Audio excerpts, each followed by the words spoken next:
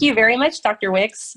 On behalf of Carrollton and Carroll County Tourism, thank you to each one of you who has taken 2 hours out of their day-to-day to help us on this journey of becoming part of the Ohio River Recreational Trail. We are very blessed in Carrollton. We have a wonderful mayor and a wonderful judge. They sit on our board, our tourism board, and they are wonderful to work with. I know that I can always count on them for their support. And I know a lot of communities aren't that blessed. So I welcome their input today. We have Rob Adams, who's the mayor of Carrollton, and we have Harold Shorty Tomlinson, who is our Carroll County judge. So again, thank you all, every one of you all, for helping us with this process today and giving your time.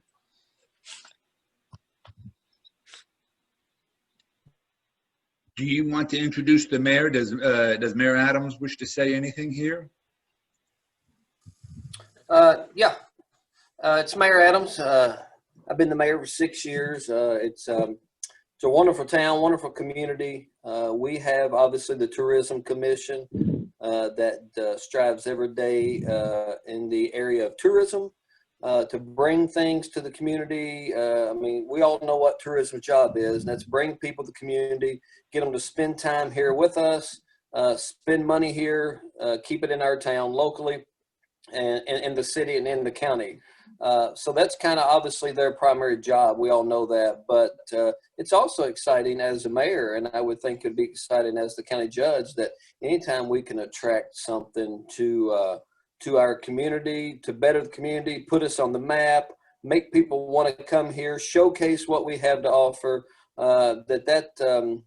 even though we're not a direct part of Tourism Commission, when you're the mayor and the judge, you are a part of the Tourism Commission, because that's all part of making a community and a town successful. So I appreciate everybody on the call. I understand that some of us are here for business reasons such as that.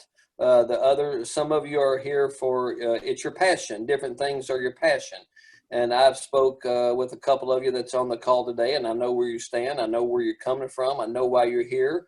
And it's no different from some of the hobbies that I have, such as hunting and fishing. So if you golf, if you hunt, you fish, you bike, whatever it is, that's your passion, and that's important to you. So I appreciate all of you being here and taking the time to be a small part of maybe the opportunity for Carrollton and Carroll County to move forward. And thank you. Thank you, Mayor. County Judge?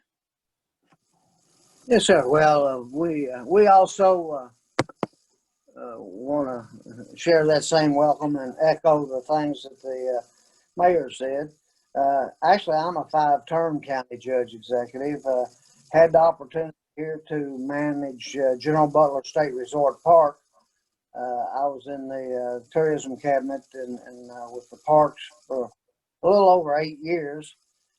Give me a little more insight, I guess, about the tourism industry and what it means not only to our community, but this Commonwealth of Kentucky. I guess what we're trying to do today kind of fits 2 goals. One, these are quality of life things, as far as I'm concerned, when we try to focus on activities like this. And it's also economic development. And we've always been pretty aggressive here in Carroll County. We do have an excellent tourism group that very dedicated to those positions. But we also are very well blessed with our waterways, and everybody don't have those, so it has really played into our favor. We really believe that there is a lot of additional potential, I think, for this community when we talk about trails and how we connect all of our parks. We've got the State Resort Park. The city's got a park on the Ohio and the Kentucky there. We've got a county park, and we've got Camp Kysok here as well. It would be fairly easy, I think, and we've looked at this, so maybe connecting those trails, and certainly along our waterways. And we've always had a good working relationship with Kentucky River Authority. We got some things that we'd like to do.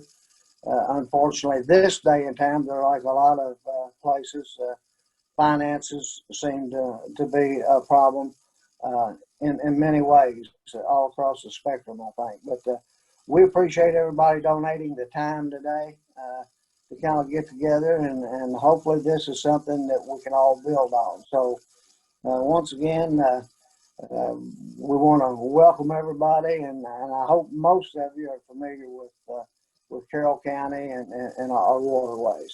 So we appreciate you being here. Well, why, thank you very much for such a warm and genuine welcome. You know, I 100% agree. It really is about your passion of the individual hobbies, or it's really the way of life. For me, it's paddle sports. Other people, it's fishing or hunting or bird watching, which we were talking about earlier. My last trip up to Carrollton last week saw a beautiful rare bird, a snow goose, and just got some wonderful photos of it. And so it's you have a treasure.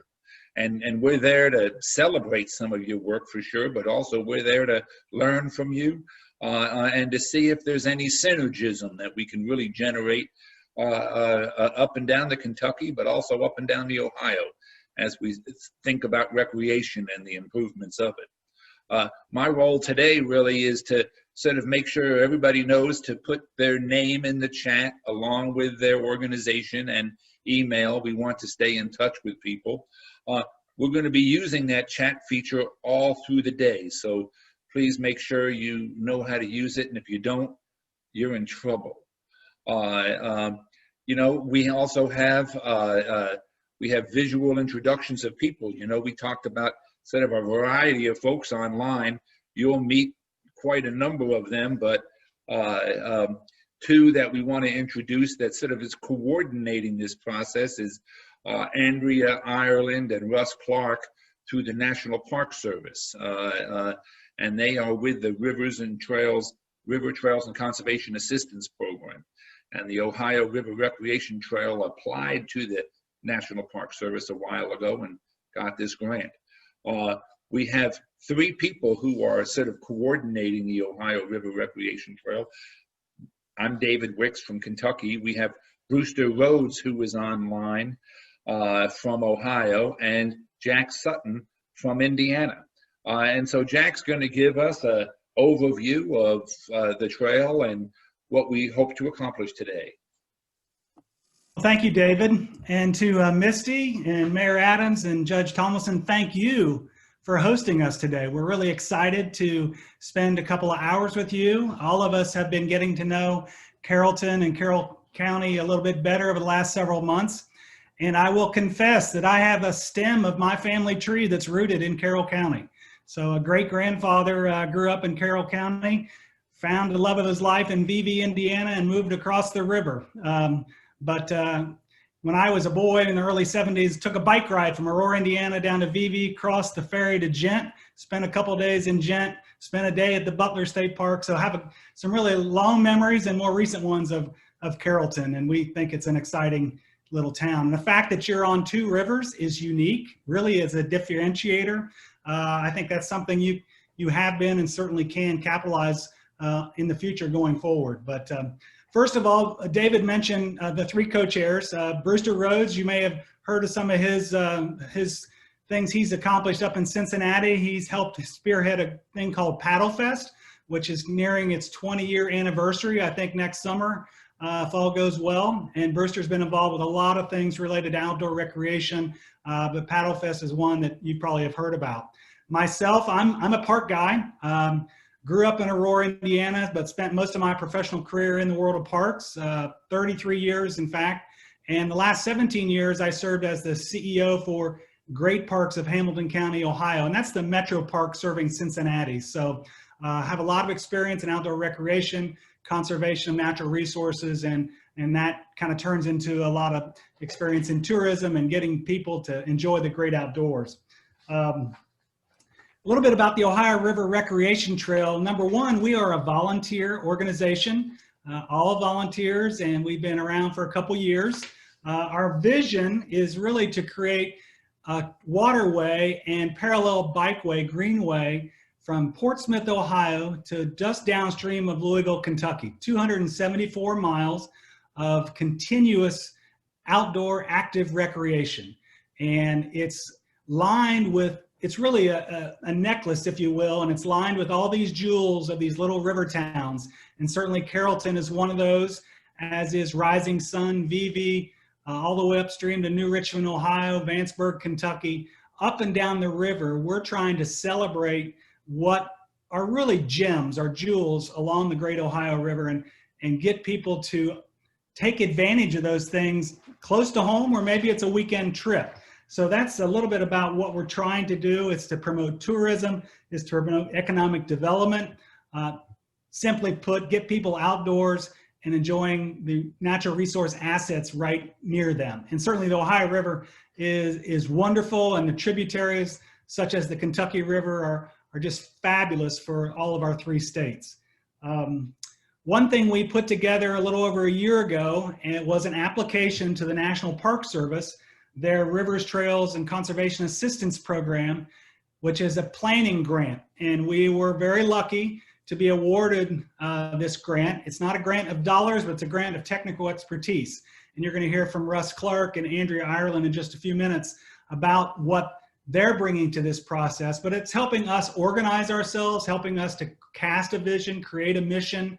And one of the results is these Rivertown reviews. So we've done one in Richmond, Ohio.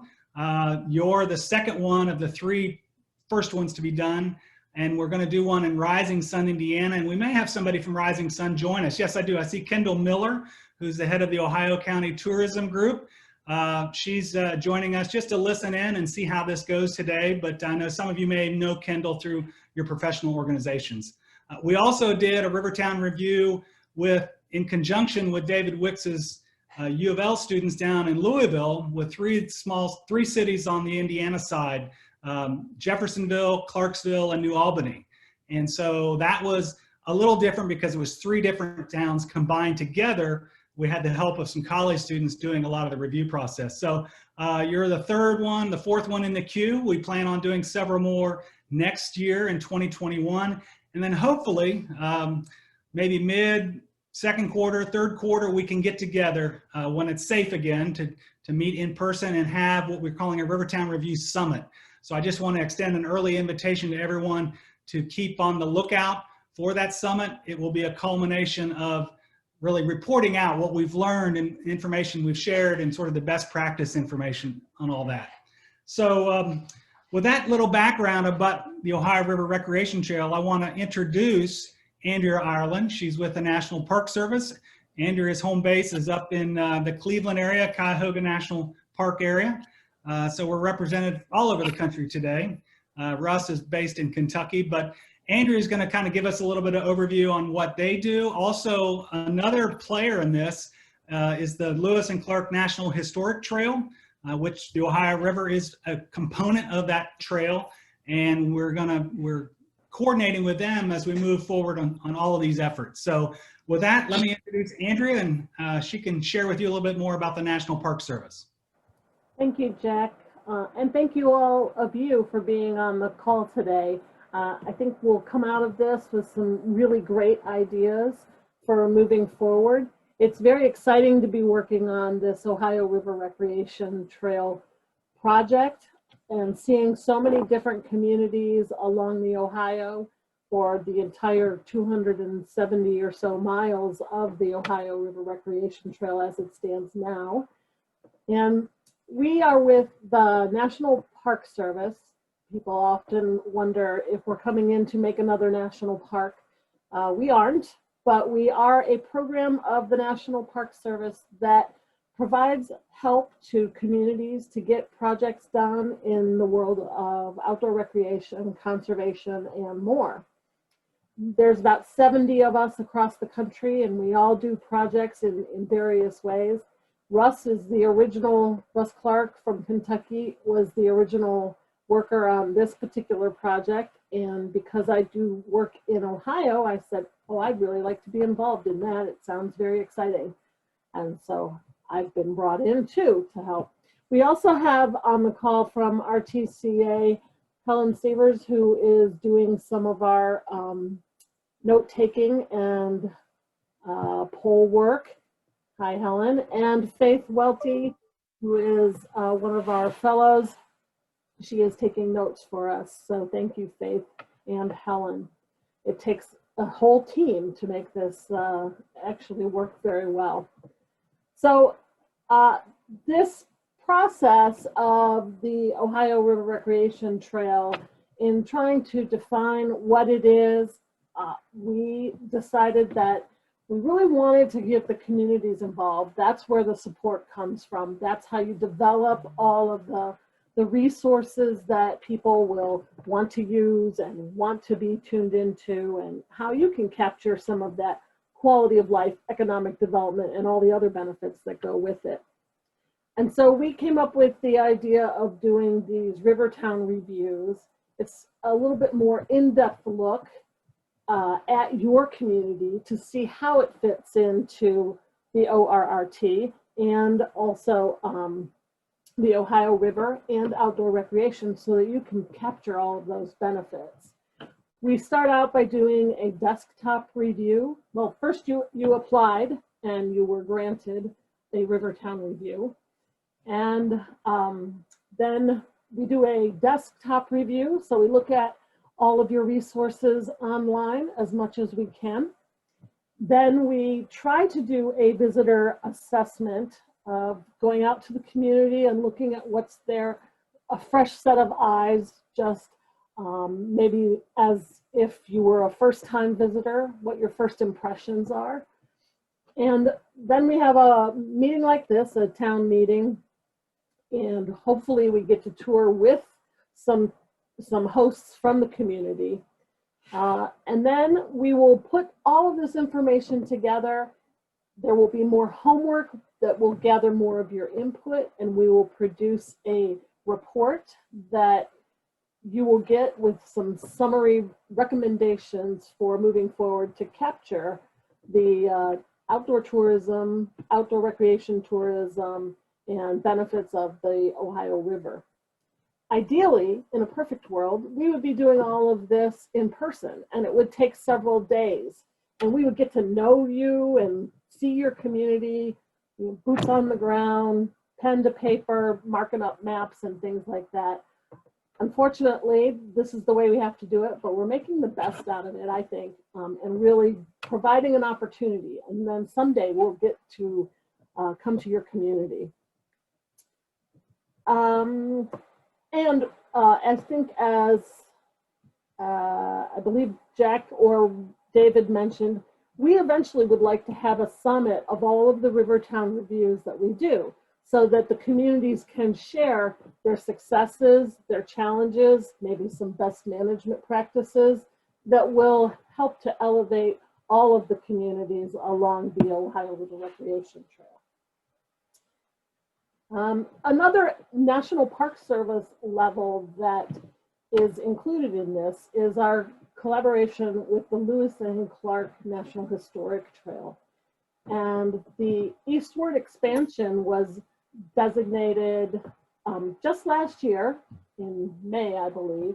You know, everybody knows about Lewis and Clark being out west, but they actually started out east. And so to include that piece on the Ohio River is really substantial. And one of the tools that is available is something that we're going to tell you about right now. And our cooperation with the Lewis and Clark National Historic Trail Experience. We have Derek Schimmel from Solomar International who's going to talk about that right now. And then you'll hear about another online tool that we have. So these are really important tools that you can immediately take advantage of. So we will include information about how you do that more in depth after the presentations. But here to tell you about it is Derek Schimmel from Solomar International. Derek? Thank you, Andrea. Hello, everyone. Can everybody hear me okay? Indeed. Great. So, as Andrew said, my name is Derek Schimel. I am coming to you today on behalf of the National Park Service, the Lewis and Clark National Historic Trail. My organization is so marginal. We are a tourism consulting firm that uses sustainable techniques to help build community tourism inside destinations all over the world. So we work primarily with developers. This is the preference here in our backyard. We're really excited to join forces with Andrea and Russ and Brewster and David, the rest of the folks at ORRT, and we're really excited to bring you this opportunity here, kind of something of a low-hanging fruit. I'm going to start from the end here. So I had a presentation that I just at the end decided to throw to the wind and really just jump right in to our website and our platform. So to begin, what is the Lewis and Clark National Historic Trail experience? This is a geotourism program. Again, it was built alongside the National Park Service and Lewis and Clark National Historic Trail to build out community relations and enhance sites and businesses via storytelling for communities along the Lewis and Clark National Historic Trail. A lot of people know NPS for the Yellowstone Glacier National Park, Acadia. The bigger ones, a lot of folks don't know that NPS is also the steward of many trails around the U.S., notably the Continental Divide Trail, the Pacific Coast Trail, the Appalachian Trail, of course. This one is one of the biggest, the Lewis and Clark National Historic Trail, and it's unique in that the Park Service does not own any of the land. They are simply the stewards, the advocates in building community relations and keeping the story of Lewis and Clark and the core discovery alive through interaction with museums, historical societies, native tribes, restaurants, hotels, beds and breakfasts, you name it. The best way I like to describe it is you have many tourists that are traveling along the trail, learning about the history and culture of the places where Lewis and Clark went. So you may be in Louisville, Kentucky, and see the York statue and find some other sites where Lewis and Clark were. And then 5 o'clock rolls around. We want to make sure you have a source where you can find local information to eat locally, drink at a local brewery, have local bourbon, stay at a local bed and breakfast. So what this does, it links the past to the present and uses cultural heritage tourism as a way to build community enhancement with 3 sustainable pillars. The first being economics. So we want to keep the money inside of the community. We don't want people going to the McDonald's and the Marriotts of the world, but instead we want them staying at your local beds and breakfasts, eating at your restaurant, so that tourism multiplier increases. Secondarily is culture. We want to utilize the culture that Carrollton has and other communities along the trail have, especially along the Ohio River on the eastern portion of the trail, to show your product and assess your inventory as it relates to tourism. Especially now with COVID, with domestic travel up, people are really looking to get inside the authentic America, middle America, and Carrollton is so well positioned to receive tourists and really get inside of your main street to show the uniqueness of your place. And then third is environmental, so the environmental conservation and preservation efforts along the river. This is why we're really excited to partner with ORRT with their adventure-based tourism and their linkages with other communities, doing our best to educate folks of the importance of preserving the river, how things have changed over the years, et cetera, et cetera. So that's really the highlights of what it is we're doing and why we're doing. In the simplest terms, the Lewis and Clark National Historic Trail experience is a trip advisor for the Lewis and Clark Trail. It gives you the ability to tell your story so that when travelers are traveling along the trail, they can see exactly where to go and what to do. So as we see here, I'm going to start from the zoom in here. You can see Carrollton currently has no sites on the map. But if we zoom out, you can start to see VB has quite a few sites. Rising Sun has a ton. Louisville has a ton. And as we zoom all the way out on the trail, you can see we have many, many different sites and attractions all along it. And this is where you come in. So we want to do our best to encourage you to sign up for this program so that you can enter your businesses, sites, attractions, unique drives, biking trails, hikes. Basically, if I was coming to your community for the first time, where would you take me to show you the uniqueness that Carrollton has to offer? It's completely free. Everything is funded in perpetuity by the National Park Service. So at its core, it's really just a free marketing opportunity for you, for your community, and for your business. And the more we can have that are live on the site, the better, so that people have options inside of Carrollton. And folks will see as they're driving along the Ohio River, they'll ultimately see, wow, Carrollton has a lot to offer. There's a great restaurant to eat at, a great bed and breakfast to stay at, wonderful hiking trails, outdoor adventure, you name it, it has everything there. Who can apply? The short answer is really anyone. Again, anything that makes your community unique. We encourage a lot of museums, historical societies, individuals even we have that are partners of this program that just know the community and know the history of the community really well. Historical societies I had mentioned, campsites, kayaking outfitters, really anything that gets people, especially now outside and inside of the culture of Carrollton. So we zoom back in, we can see on the Eastern Extension, we have quite a few places, but we have this small little gap here that we really want to do our best to have you fill. So how do you do that? And I encourage you, again, if you're working on your computer right now, feel free to join along as I do this. Again, this is something of a trial by fire that I'm attempting here to get you all to sign up and understand it. So it's really quite simple. To go in, you click login.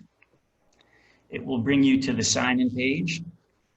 From there, presumably all of you are new because we have no one in Carrollton, so you click here, new account. And it's quite simple here. You enter your username, first name, last name, all of this pertinent information. I will get an email that allows me to confirm your account. From there, you go in, it's really simple. You log in and you are able to create a nomination page. Now to jump back, what does a page look like? What kind of information will you provide? If we jump back to this map and we can zoom in here, we will choose at random a site along the river. So perhaps we can jump in here in Louisville.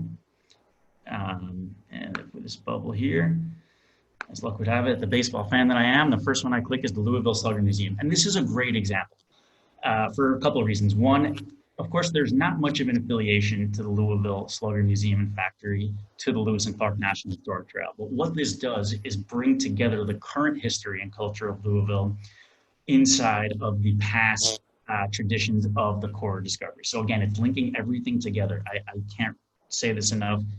If your business has no relation to the Lewis and Trail, we want to be able to promote your community, promote Carrollton as best as we can, both inside and outside of the history of the core discovery.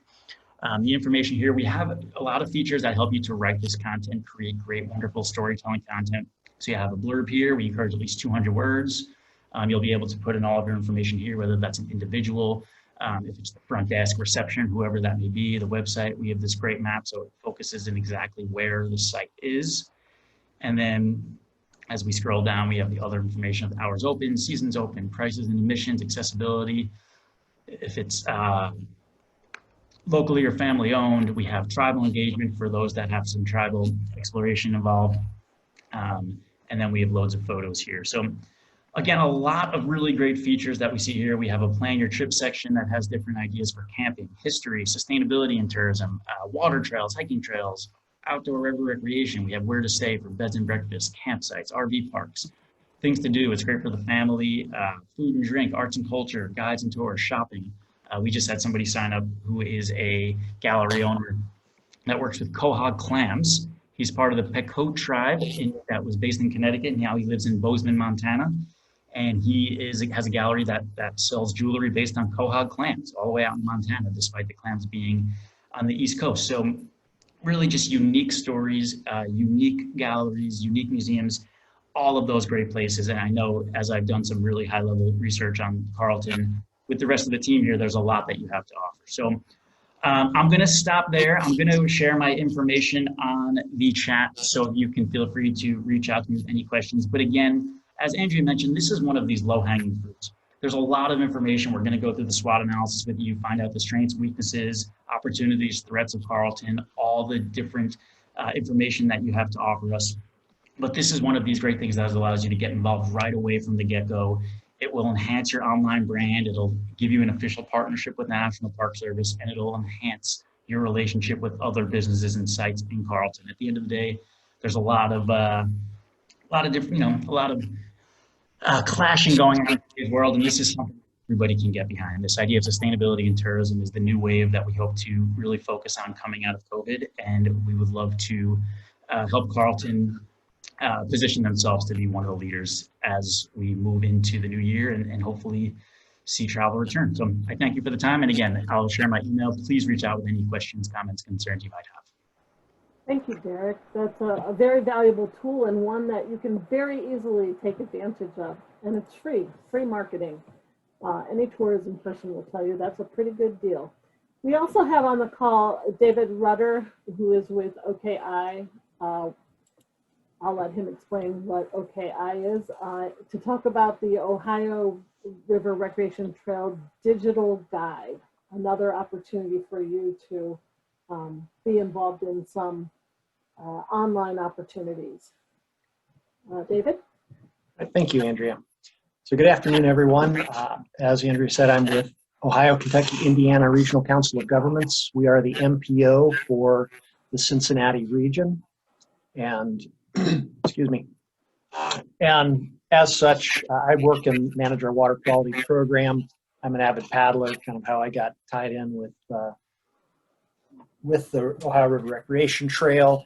And we also have an outstanding GIS department and able to do some things. We had created a map for the Paddle Fest that was mentioned earlier that Brewster has run and been in charge of for going on, I think, 20 years. We've got this next year. So I'm going to share with you the digital guide that we've created, which does cover the Portsmouth to West Point, Kentucky. And so if you go to OhioRiverRecreationTrail.org, you will come to the homepage up in the top right corner, click on the digital guide. It'll bring you here. There's several things that you can look at, a video on how to use the guide. Click on Explore the Guide, and it brings you in. So you have to basically just agree. We've got legal language here just to say, you know, this is information that's out there. We can't guarantee that it's accurate all the time, and that using the river is up to you, and it's risky, and all the risk is on you. So click agree. Oh, you select whether you're a bike or a boat. And when you initially click on that, it's going to, if you have location services turned on, either on your home computer or on your phone, and the guide was developed with the idea that most users are going to end up using it on their phone as they're out on the trail somewhere. So this actually isn't showing up where I'm located, but I'm going to stop that, and then I'm going to jump over where I've already zoomed into Carrollton and show you. So these are the points that we have in the Carrollton area. So if you click on a point, these are this emblem is our river towns. Gives you a real brief description, a picture of the town, and if you've got a website, that website is going to be highlighted there. And if you are looking at any of these points, and I want to point this out, and you see something that's incorrect, something needs changed, you click on Suggest and Edit, and it's going to automatically generate an email that's going to come to me and tell me what the details are, what needs to be edited, and I will communicate back and forth with you, and we'll get that edit updated on the guide itself.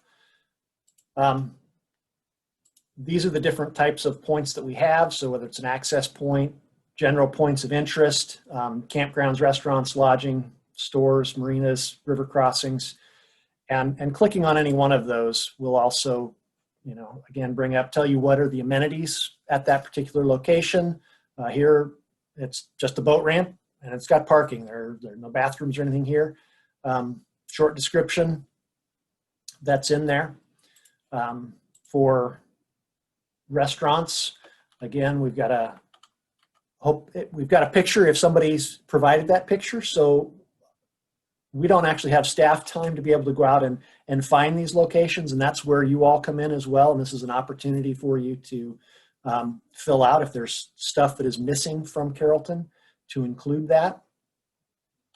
So again, we've got contact information, just helping people to know what's around them as they're going. But we also have, and these are for our users that are on the water, and this is real-time AIS, and this is the automated identification system. And what that does, and we might have to zoom out here because there might not be any barge traffic close into Carrollton, is we actually can see where's the barge traffic, where's that commercial traffic at. If you click on it, it shows you the direction it's traveling. Click on it. let's click on that again. See, okay, this particular boat does not have a name associated with it, but it tells you the direction it's traveling, the speed it's traveling, and when the last time that was updated. And so this updates every 30 seconds to a few minutes, depending upon your internet connection and how close they are to a receiver within that.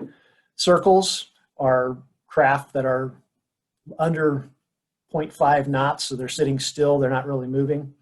But this is really important for those of us that are paddlers, especially, to just have a safer experience on the river, to be able to see around the bend. You know, if you're paddling along down here around the bend, to see that there's somebody either behind you or ahead of you that's coming. So that's an important key feature. We have also the river miles turned on here, but I also want to flip this over. So if we're actually going to change users. So under user mode, we're going to go to bike, and that will bring on the bike route along either side of the river that's identified. And this is an area, I think, where especially the county and stuff can help to build out, where we don't have information maybe about some restaurants, some bed and breakfast, some other things that are out there. I was just noticing as we're looking at this, the General Butler State Resort Park is not on here. It's not one of our points. And so we want to make sure we get those. But by switching back and forth, some of these points, if they're only points that would be useful to a cyclist, they're only going to show up if you're using the app as a cyclist, which would also be a motorist using that as well. Because if there's something that's several, maybe even a mile away from the river, a boater is unlikely to interact and have an opportunity to really take advantage of that. So we've got it set up so that it depends on the user. So if there is something missing, you can go from the digital guide itself under About and suggest a new point. And when you do that, that's going to take you to an online tool. You're going to select what kind of point that is. So if there's an access point that's not on here, and then on the map, you'll want to zoom in and drop a point. If you just click on it, it'll say where that point is. So, if we said, okay, there's an access point right there, it's going to drop a point in there. And then you select what are the amenities associated with that. So does it have boat ramp? Is there camping available? A dock? Fill in any additional details. So what's the name of it? Address, city, what state is it in? If there's no address necessarily associated with it, some of the access points really don't have an address associated with it because they're out in the middle of nowhere. Just as much information as you can get. If there's a phone number. Yes.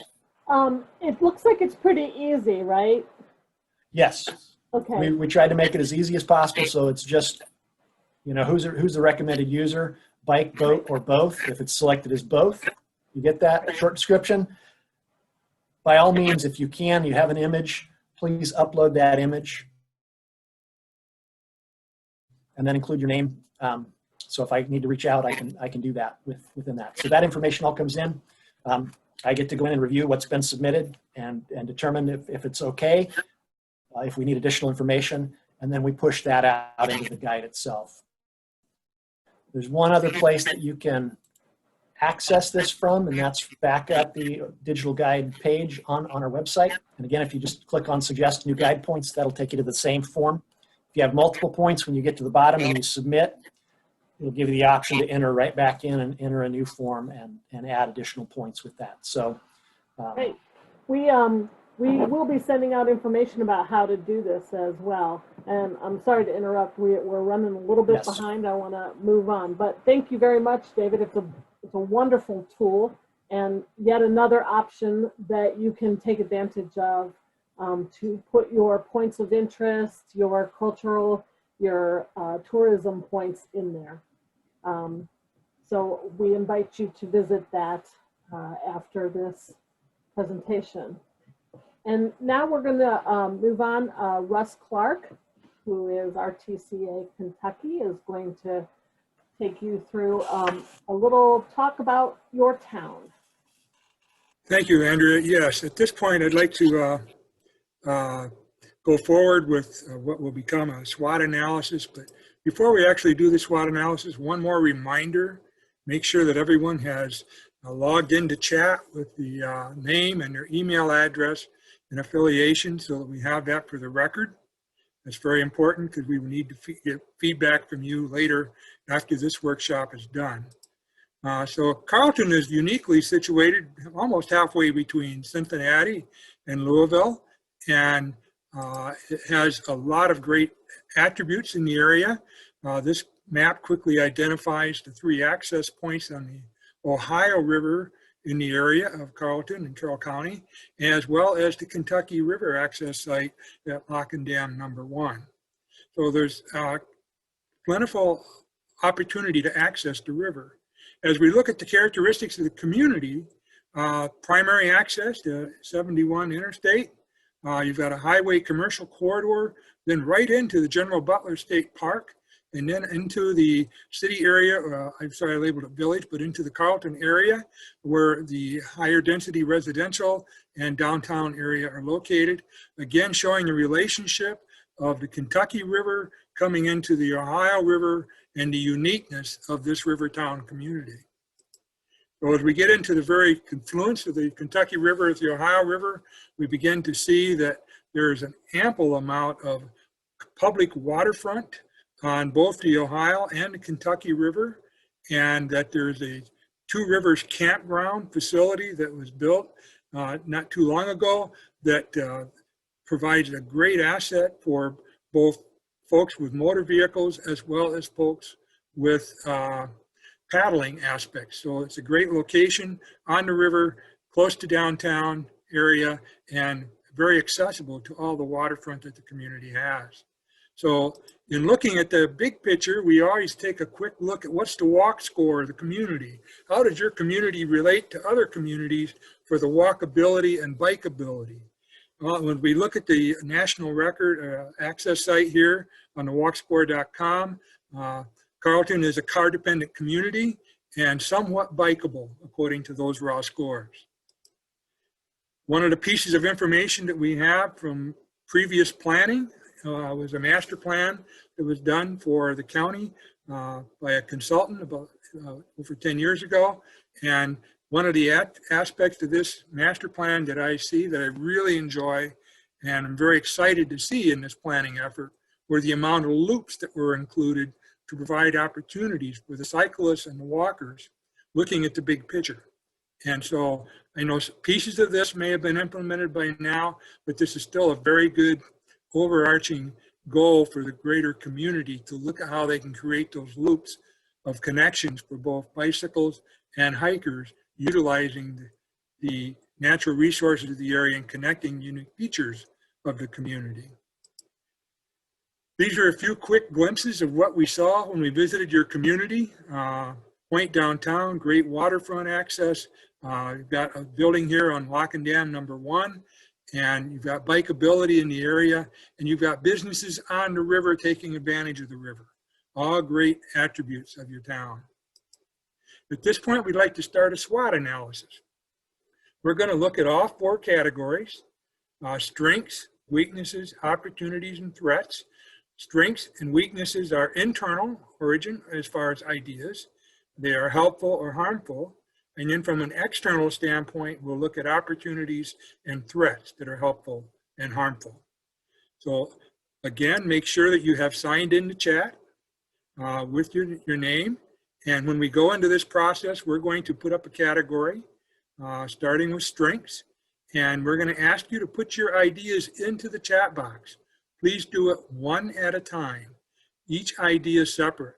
I know we will generate a lot of ideas, and it's easier to distinguish where we're headed with your ideas in the future as we start to look at these and prioritize. So please enter your ideas one at a time, and we will start with strengths.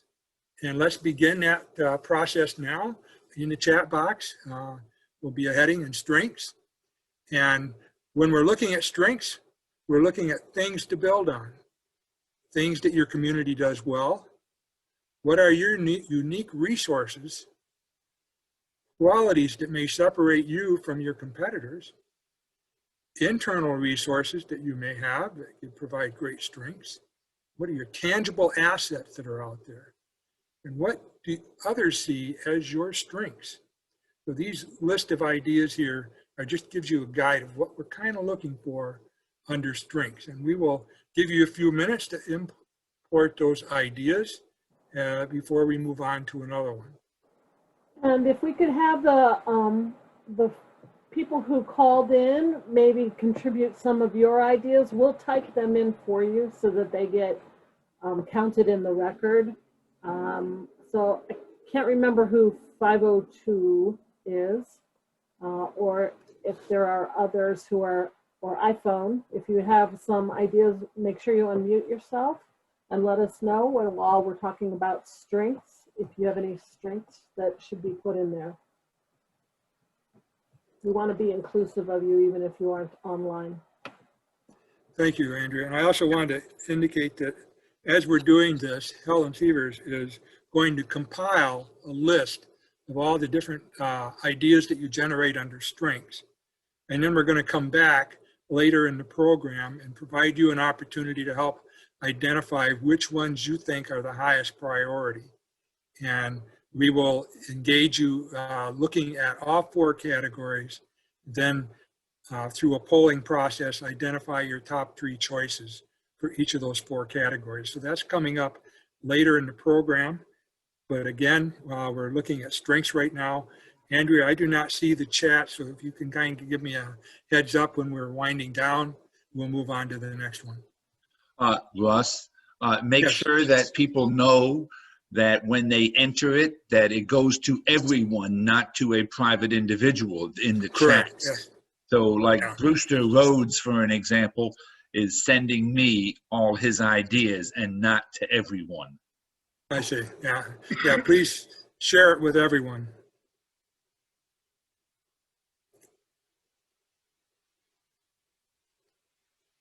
So we'll give a few more minutes here to just kind of enter your strengths into chat one at a time. One more opportunity for anyone on the phone. If you have something you want to contribute, we'll be happy to type that in for you.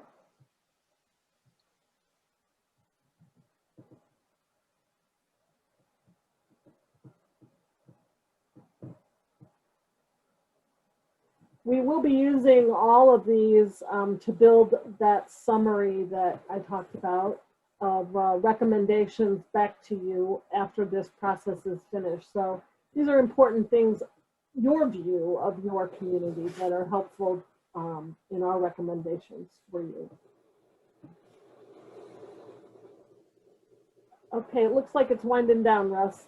Okay, we'll go on to the next one now. Let's close out strengths and we'll go to weaknesses. What are some of the weaknesses from an internal origin that are affecting the community? Things that the community needs to overcome, things that could be improved in the community, things that the community lacks, what should be there that's not there. Perhaps what are some of the things that your competitors do better than you? Where do you have fewer resources than others? And then as a last, what are others likely to see as your community's weaknesses? So just list your thoughts again, one at a time in the chat.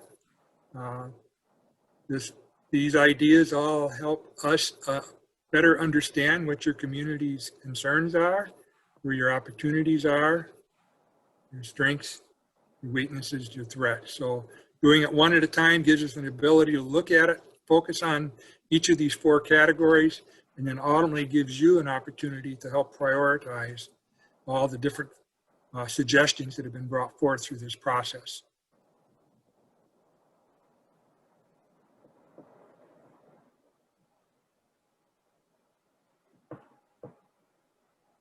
And again, if there's anyone on the phone that wants to contribute to what you feel are weaknesses in your community.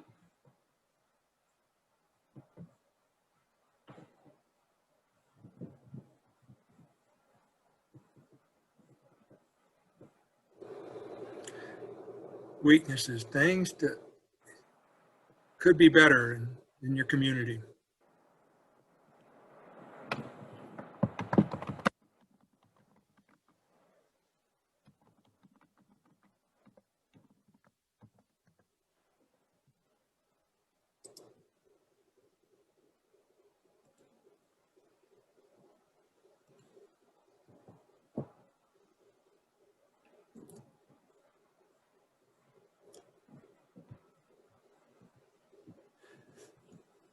What could be improved?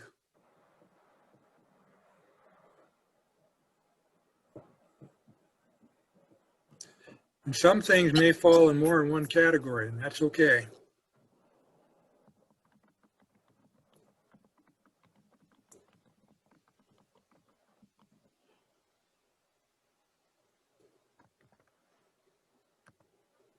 We'll go for a couple more minutes.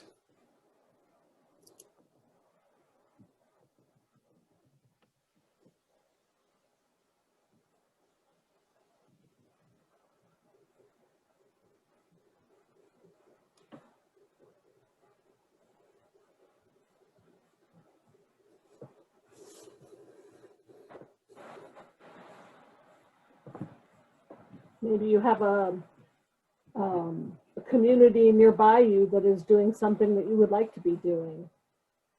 That's right. Are there other communities along the river that are doing something that you wish you could?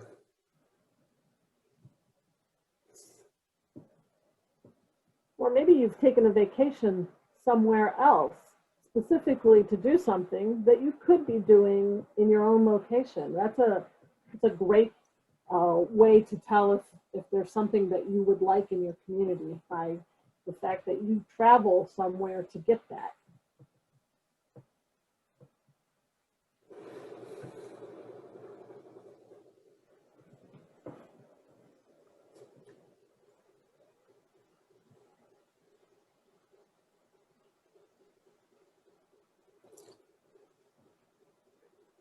Okay, I think that's finishing up, Russ.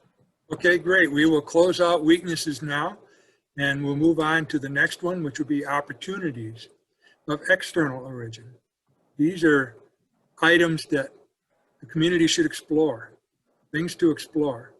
What are some underserved markets in the area of your community that you have observed in other areas that could be there? Emerging needs for your community. Are there some trends that are out there that you've seen that Carrollton could take advantage of, that they aren't at this point? What are those opportunities? What don't we have that could make our community better? What are those opportunities? And how can you turn your strengths into opportunities? Again, one item may be in more than one category here. This just gives an opportunity to really think outside of the box, outside of the community, what you think you could bring in. What are those opportunities? What do they look like? And more importantly, what are they?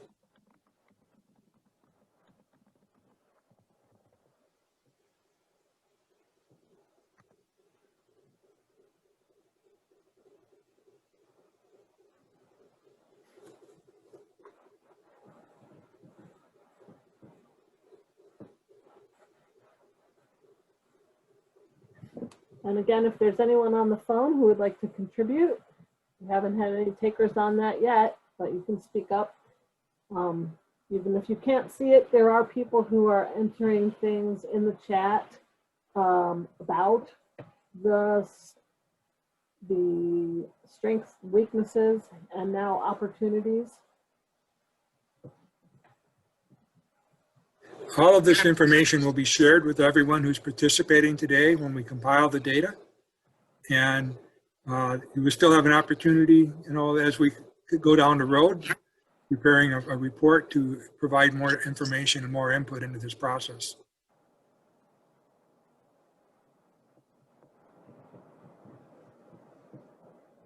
So some of the things that we're seeing in the chat, just to help you folks out who are on the phone, we're seeing bring a brewery, a distillery.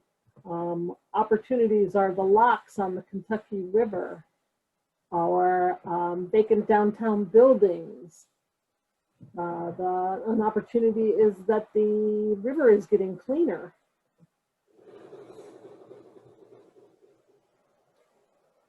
Opportunity could be recruiting good restaurants.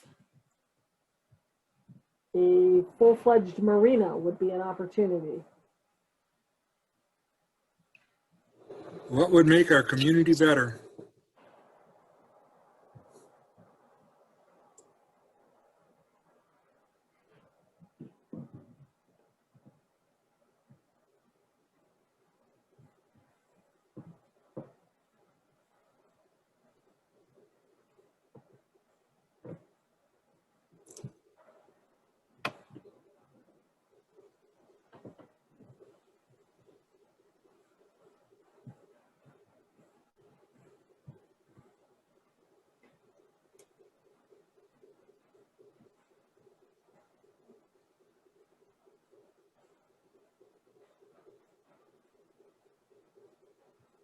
Right. Mountain biking trail opportunities. You Okay. do have hills there, correct? Yes. Be closing this out in the next couple of minutes. Please enter your thoughts.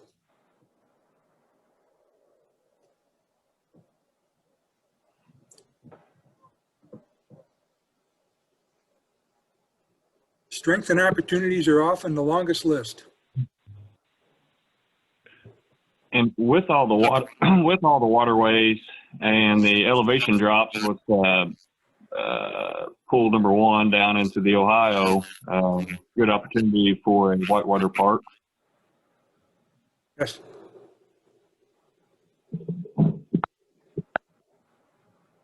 That would be a unique feature.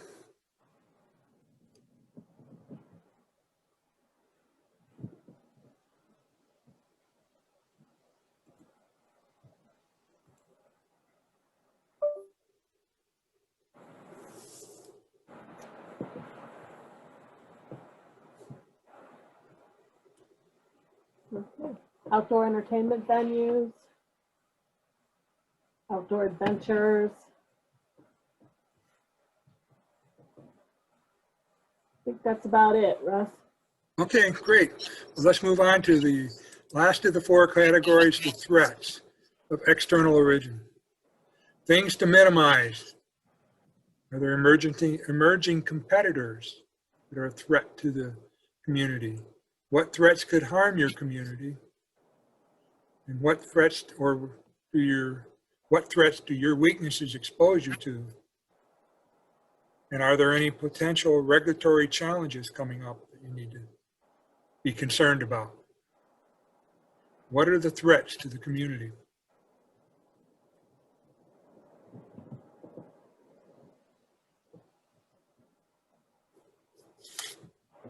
I like to think of these in terms of possible missed opportunities as well. If a green space becomes available along the river and a developer is going to move in there, depends what they're going to develop, of course, but that could be a threat to improving outdoor recreation and the aesthetics of your community.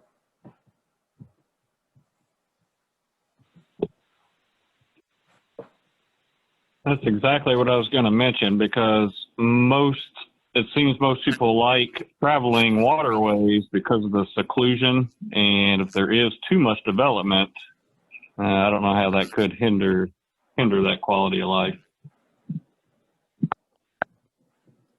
Right, we see in some communities where industry has built up along the river out of necessity, and once that industry is there, it's very hard to remove it, to improve recreational opportunities, or to clean it up after it's gone.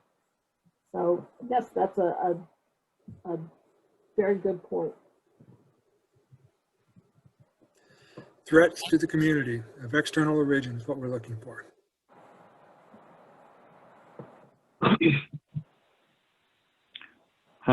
The invasive carp that have moved into the rivers, it has knocked the fishing opportunities way down. It's been a viable spoonbill run, their migration. You've got the white bass migration, striper migration, and sauger migrate. But it seems like the fishing industry is being hit due to the invasive.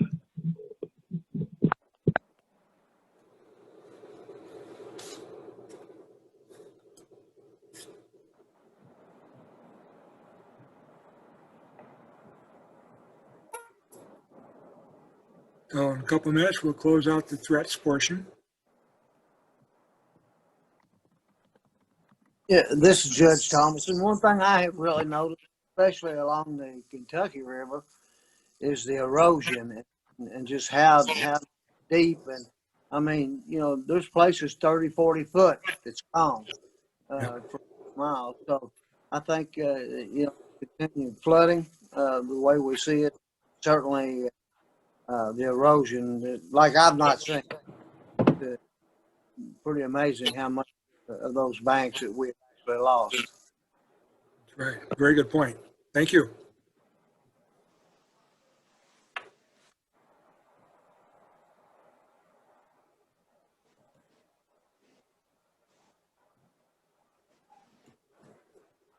Things to minimize.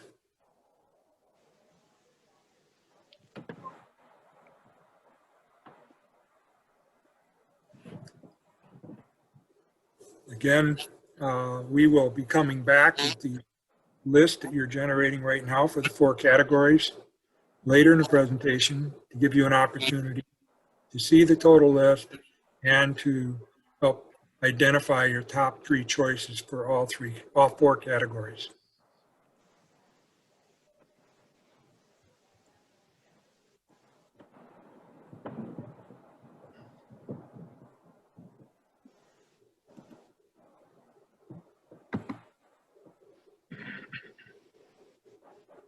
We still have ideas coming into the chat. A few from the main team. So I think the community is pretty much finished. Okay. All right. Well, great. Well, we'll now close out the SWOT analysis. And next, I would like to turn the program back over to David. We're going to go over an overview on the desktop review summary and the visitor assessment summaries. And all of these will be part of the documents provided to the community in our final report. David?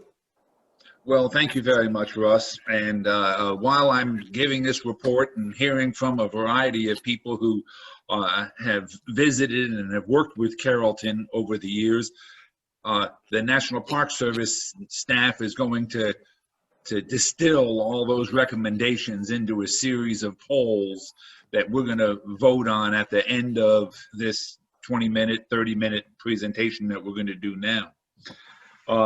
As Russ and Andrea said, we did do a desktop review and looked at social media and looked at you know, tourism websites as well as Carrollton's and Carroll County's Facebook pages and web pages, and they're very robust. You know, over 3,500 Facebook friends. It's a significant number. You know, the photographs were all, you know, they were timely, they were up to date, and you know, we probably have 5 pages of observations, which we're certainly going to include in our overview of the of Carrollton's outdoor recreational pieces. I think if one thing that we could say is that,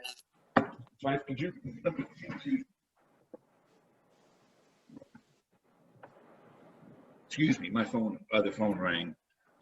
One thing we could say is it highlighted fishing and some river materials, but really didn't focus on bicycling much at all. It also had a split almost between General Butler and Carrollton. When we looked at General Butler's site, very little impact and very little involvement on with Carrollton. You know, if you didn't really read the address, you wouldn't know it was in Carrollton. But with that said, you know, we also visited the town 5 or 6 times. And we have several people who would like to share their ideas. And the first one is Austin Render. Austin is a bicyclist, and his wife comes from Carrollton. So Austin, you're on. If you want to say hello and then share your screen. Hi, good afternoon, everyone. I appreciate you giving me the opportunity to share my experience biking in Carrollton. Just a quick intro, as David said, my wife is from Carrollton. I grew up in Kentucky. We currently live in Jeffersonville, Indiana, and I've had the great fortune throughout my life of riding my bike around the world in places like Asia, South America, Europe, all over the US, both as a professional guide and just as an avid bike traveler as well. Currently, I'm a board member for the newly formed Bike Walk Kentucky Advocacy Group and the current co-founder, co-director of the Bourbon Burn as well, which is a 3-day bike tour of the bourbon distilleries around Lexington. We attract about 1,000 participants each year from nearly all 50 states. So my interest in Carrollton, like David said, it's not just simply as an interesting place to ride bikes, but also my wife's from there, and Mayor Rob Adams is her uncle as well. So nice personal connection to the town itself. But when I view Carrollton through the lens of a cyclist, I see loads of potential, both for road cycling and for mountain biking. As far as road riding goes, the topography, the terrain really lends itself well. The hills are challenging but rewarding, with sweeping views from the ridgetops and fun, fast descents. Of course, there's lots of quiet back roads to explore. You'll see a map here. The green lines are essentially roads that have very little traffic. The orange and red ones receive quite a lot of traffic. Highway 42, of course, is always a concern, but perhaps that's an opportunity for a bike path around town to avoid that. Additionally, I've mapped out some routes here. You can see all the icons that are purple. Those are either vineyards, wineries, or distilleries in the area, and I've mapped out some routes that have Carrollton as the hub. So cyclists like to have a destination in mind. And of course, small towns are always charming to bike through as well. But I think the real potential lies in mountain biking at General Butler State Park. So currently there are some existing trails that are open to mountain biking. I had no idea until just a couple months ago that mountain biking trails even existed within General Butler State Park. But there are seemingly 6 to 8 miles of trails that are open to it. I found these trails to be surprisingly fun, though not necessarily beginner friendly. However, with the park's blessing and some work with the army of volunteers, of eager volunteers, I should say, with the Kentucky Mountain Bike Association, the existing trails could pretty easily be enhanced and improved to be more conducive to mountain biking, and new modern mountain biking trails could also be developed. There's a number of natural features within the park that is just great potential for mountain biking. Also, one of the underutilized resources that surprised me was the defunct golf course and the cart path that surrounds it. The possibilities with this are numerous. Anything from multi-use trails, perhaps flow trails, or a mini downhill park or a cyclocross park. All of these are different disciplines of cycling, if you will. But I feel like this is one of those opportunities where you could turn something that's not being utilized into something great. Another thing that I would love to see it happen would be NICA, the National Interscholastic Cycling Association. It's essentially a high school mountain biking organization, and that would become a non-traditional team sport within Carroll County schools, and perhaps create more connectivity with the local community to the trails there. Carrollton's history with cycling really supports the assertion that that it once was and could continue to be a biking and cycling hub. In the 80s, 90s, you saw some of the first mountain bike races being held at General Butler State Park. These drew hundreds of participants. In fact, 1996 saw the NCAA Nationals for mountain bike races at General Butler State Park, and racing continued there from the 90s into the early 2000s with BMX, downhill, dual slalom, hill climbing, a number of different types of racing there.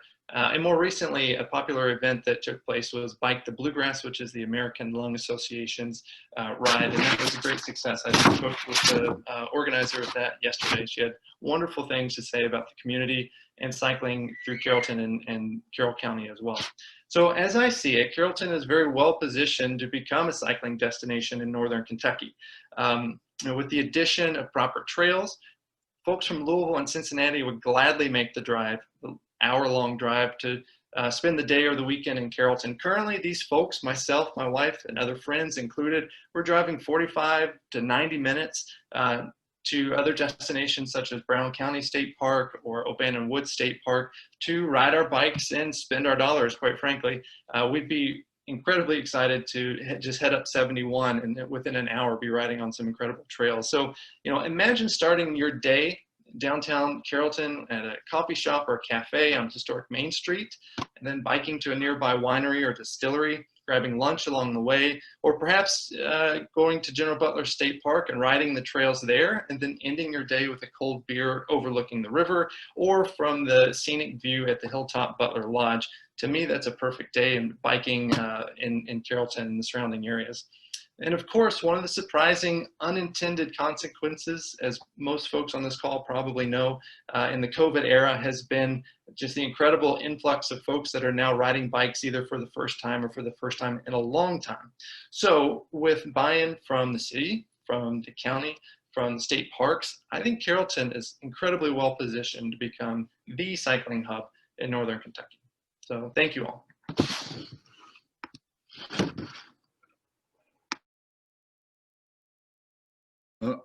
Thank you, Austin. It really is exciting to see the bicycle potentials.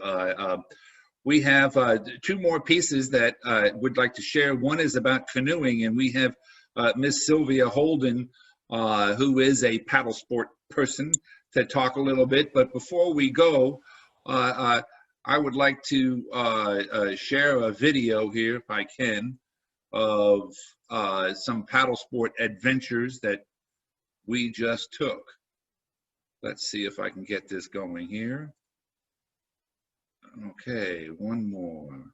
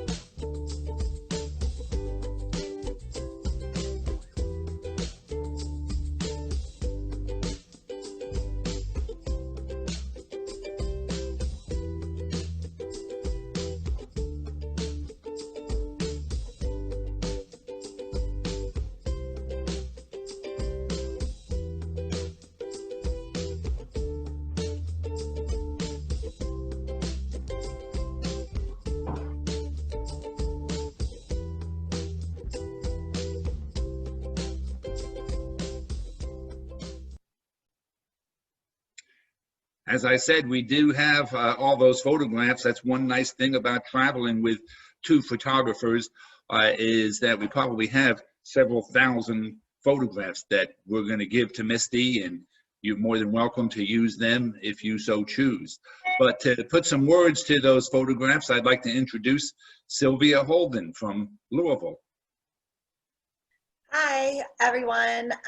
You're on mute, Sylvia. Oh, no, I shouldn't be. I should be. Am I fine? Okay. Okay. So I have now been to Carrollton twice to paddle. I love paddling.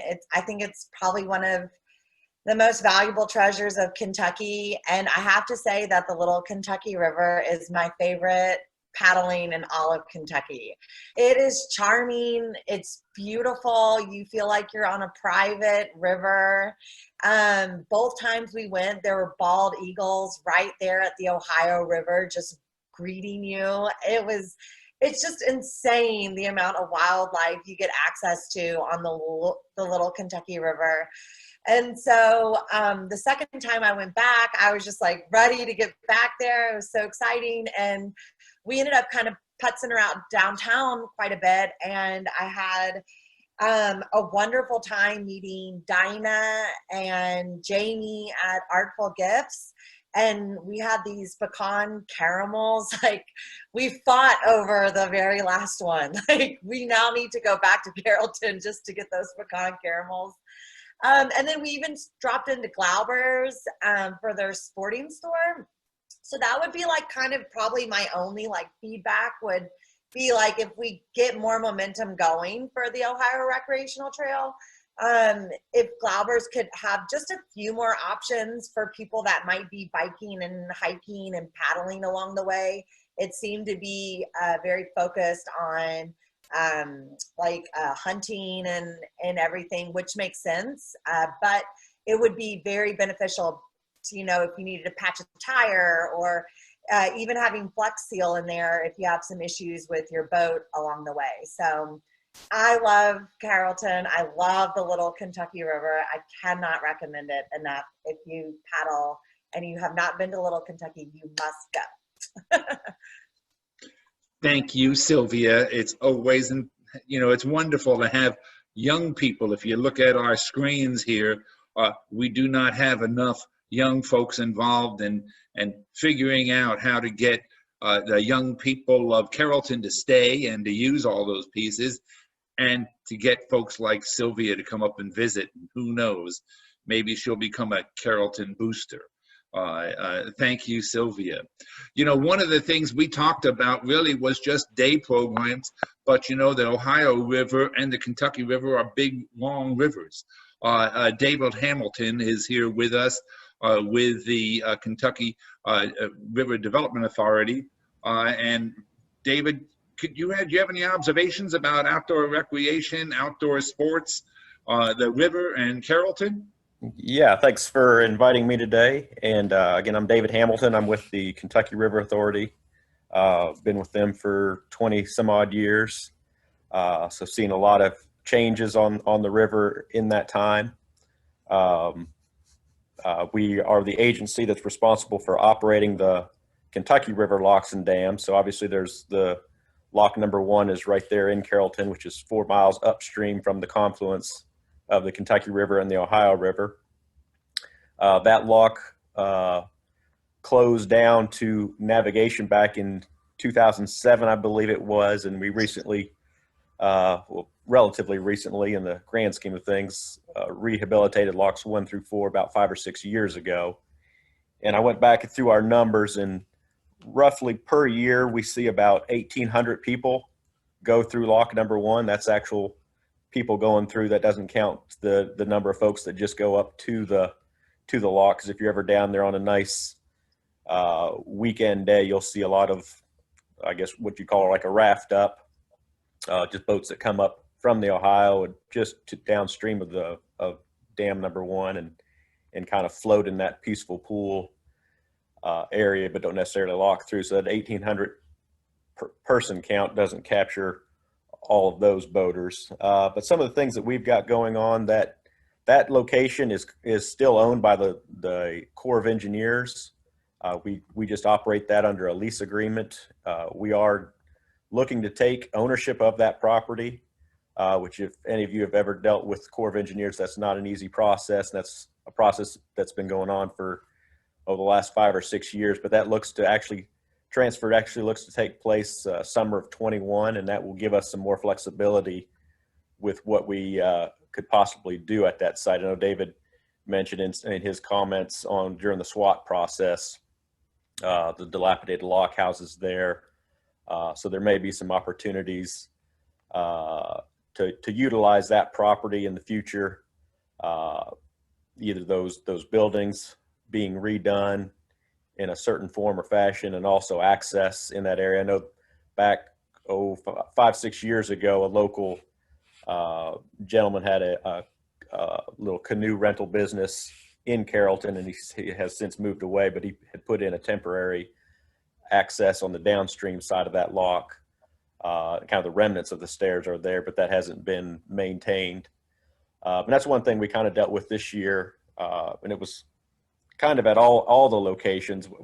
I attribute it, I guess, to the virus, with people just not having anything to do, but it was just a plethora of people that would show up at these locations, and that's part of the issue with us, with it not being manned 24/7. It is tricky to keep the safety zones enforced, where people are going out on the lock walls, or leaving trash on the site, that kind of stuff, which is a common problem going to be anywhere. But so we're looking at ways to utilize that property for the public, but in ways that it'll be safe and it'll be manageable for our lock masters to still be able to operate and get locks, to be able to lock boats through safely.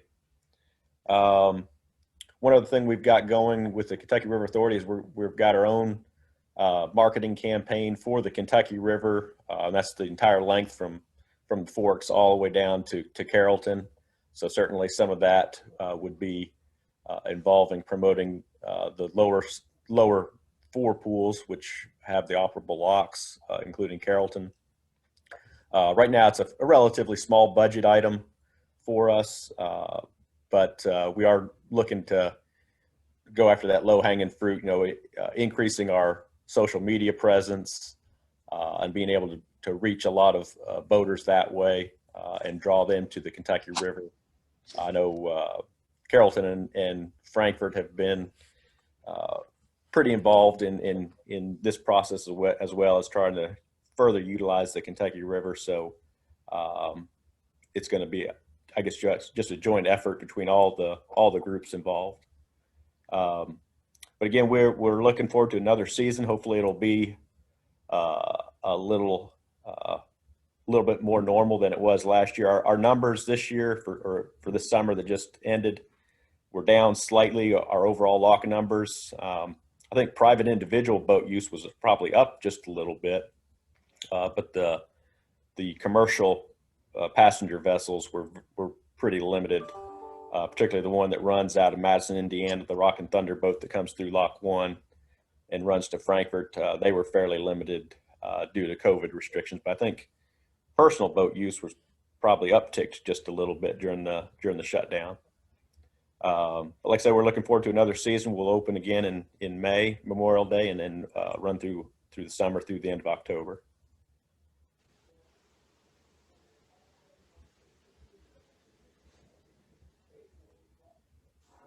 Thank you very much, David. If there's anything else or other questions, certainly please put them in the chat and we'll have an opportunity to address them for sure. We were supposed to have Pat Banks and Jerry James on the phone, on the call. They were going to talk a little bit about one of the races that are on the Kentucky River called the KR 255, which I know the River Authority is involved with.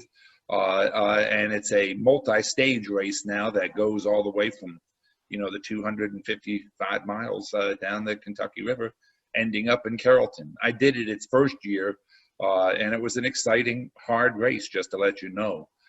They've made it a little easier now because now it's done in stages. At one time, it used to be just straight paddling, 24 hours a day.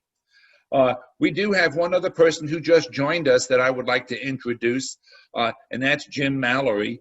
Jim is with the Lewis and Clark National Historic Trust.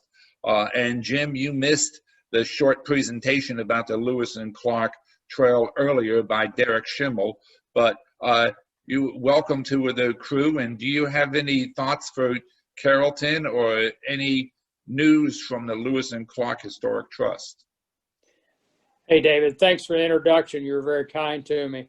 and I appreciate the fact you're letting me come in late here. Just got off, and it's been Zoom day. Believe me, we were on the subject earlier of Route 66, and so I'm glad to come on and visit with some Kentucky friends and family here. I am the Vice Chairman of the Lewis and Clark Trust. For my Park Service friends on here, we are a formal friends group of the Lewis and Clark National Historic Trail, and I look forward to my monthly call tomorrow with my friend Mark Weekly. I said friend because he truly is a friend instead of just a superintendent to me. I want to run through some quick notes here because I've got a couple of things I want to give you a Christmas gift this afternoon. If Carrollton would like to have something we can bring to you. First of all, in 2019, there was 1,200 miles added to the Lewis and Clark National Historic Trail. It now runs from Pittsburgh to the mouth of Columbia River, which includes all of the Ohio River and the lower portion of the Mississippi River from Wickliffe, Kentucky up to St. Louis. So we've got a 4,900-mile national trail that you're part of. I'm going to speak specifically about U.S. Route 42, which runs right through town. I think all of you know where 42 is. If you don't, I'll come up with a map and take you on a little tour of it. 42 has been designated by the state of Kentucky and approved by the National Park Service, Lewis and Clark National Historic Trail, as the official route through Carrollton. It's a done deal. Now you're on the trail, so if I can play games with this device for a second here, I'm going to see if I can turn the camera around. You're now looking at my wife's piano and the official Lewis and Clark National Historic Trail sign. That upper sign, there's a two-part sign. The upper sign is 26 by 24. The lower one on the floor says Auto Tour Route, in case you can't see it. It is 12 by 24. You are now eligible to put those signs up in Carrollton. And I'm going to go back. How can I do this? I'm going to keep talking, trying to play the game with this machine. This is an opportunity for you. And these signs, we can work with you individually on how to get the signs up. We are currently working with the state of Kentucky on getting the signs up, because putting signs up along a highway is the mayor and judge knows, it requires Kentucky DOT's involvement in it, with the exception of where it's right in town. And mayor and judge, where it's in your jurisdiction, you've got control of it. I'd like to talk with you individually about it offline. So I'm going to give you a couple of contacts here. You can reach me 24/7 at 859-278-7723. Why don't you put it in the chat, okay? If I knew how to do it on this thing, David, I would. Okay. Hey, David, I'm over 60. In fact, I've crossed the 80th meridian, so just playing with these things is a challenge to me. The other one, I'm going to give you an email address. It's worse than the phone number. It's PMJL Mallory. I'm going to back up and give you that in names. It's Paula, Margaret, James, Leonard, Mallory, PMJL Mallory at Windstream, WINDSTREAM.net. Once again, you will find, thank you. You will find me here 24/7. You can get me out of bed in the middle of the night. Although I do go to bed about 9 o'clock, but I'm up by 5 o'clock the next morning. So if you get an email from me from 5 o'clock, don't be so shocked. I'm up and working. First of all, don't think that you're doing something different in Carrollton. Believe me, Russ has heard me say this before. Our TCA is the special ops of the National Park Service. I've got a military background, and believe me, I want to hit the ground running. Russell's also heard me say that I'm results oriented. I'm short on planning and long on operational doing. I want to see something happen. You've got about a 2-year period, and in 2 years, you ought to have this thing running at high gear like a clock. Russ, thanks for the time this afternoon. but you've got my contacts. Call me. We will work on signs. Thanks, David. Thank you very much, Jim. And that's what it takes is enthusiasm, and we like it. I'm going to turn this back over. Well, here's just one more note that another interesting thing for Carrollton. We have another young man online, Joe Kinman, who participated in some of the visits, but it turns out his family is from Carroll County and Kinman Lane. Joe, why don't you just say hello? You're on mute, Joe. This is Joe right up here. He's on mute here. There you Hello, go. everybody. Yep. I think I've Kinman been to Lane. What's the Carrollton many deal with times, and Kinman I Lane? fished. I don't know much about Kinman Lane, but I fished quite a bit there in Carrollton. I think it's a wonderful place to go fishing. So used to meet my dad halfway from Cincinnati and go fishing there in Carrollton. So that's about all that I like to do up there. Thank you. Russ, we're going to turn it back to you and Andrea. Okay, thank you very much, David. Well, these presentations have been going on. Helen's been working very hard behind the scenes with input from the rest of the RTCA staff to try and consolidate to a degree all the great input that you provided for all 4 categories of the SWOT analysis. So at this point, I'm going to turn it over to Helen to bring up her screen, and we will begin a polling process on each of these 4 categories. And before I launch this poll so that all of you can see it, let me just offer one explanation. We have the 4 categories: strengths, weaknesses, opportunities, and threats, but we have 7 questions, not just 4. And the reason is that we can only put 10 entries per question, but you gave us more than 10 strengths, 10 weaknesses, 10 opportunities, but you did give us only 10 threats.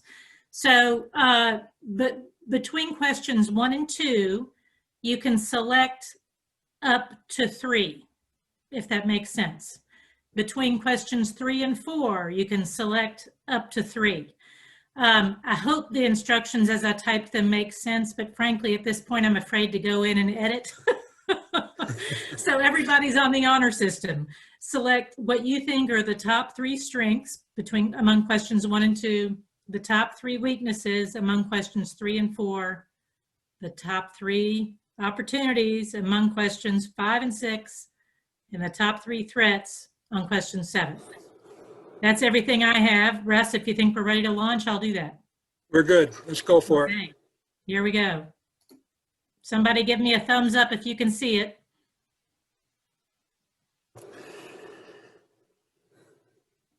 And just take your time, scroll through so that you can see all the choices, like as they span from one question to the next.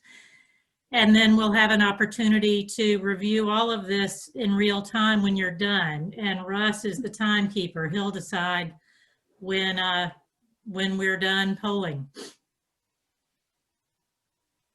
So what we're trying to do here is prioritize what you think are the top 3 strengths for your community so that you can capitalize upon those.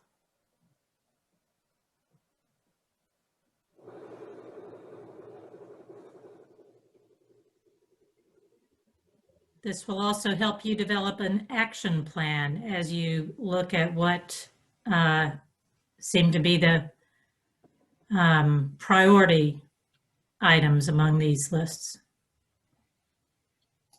And don't forget to scroll down because there's more at the bottom, and it won't let you submit until you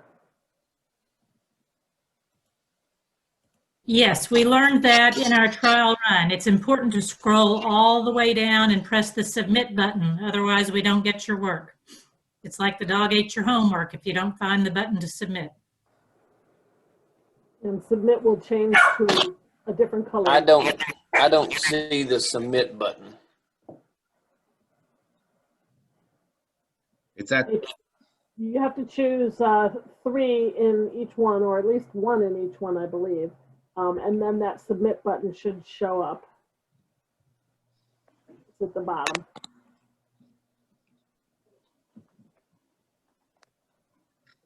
And how do I get the poll to come back up? It went away. Nope, there it is. Nope, that's the chat.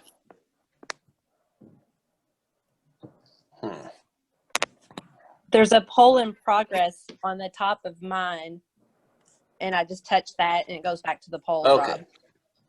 Okay. But I do not see So this. I see I'm on page 1 of 7.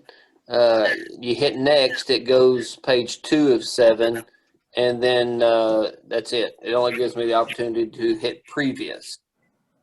That's exactly what I see too. No submit.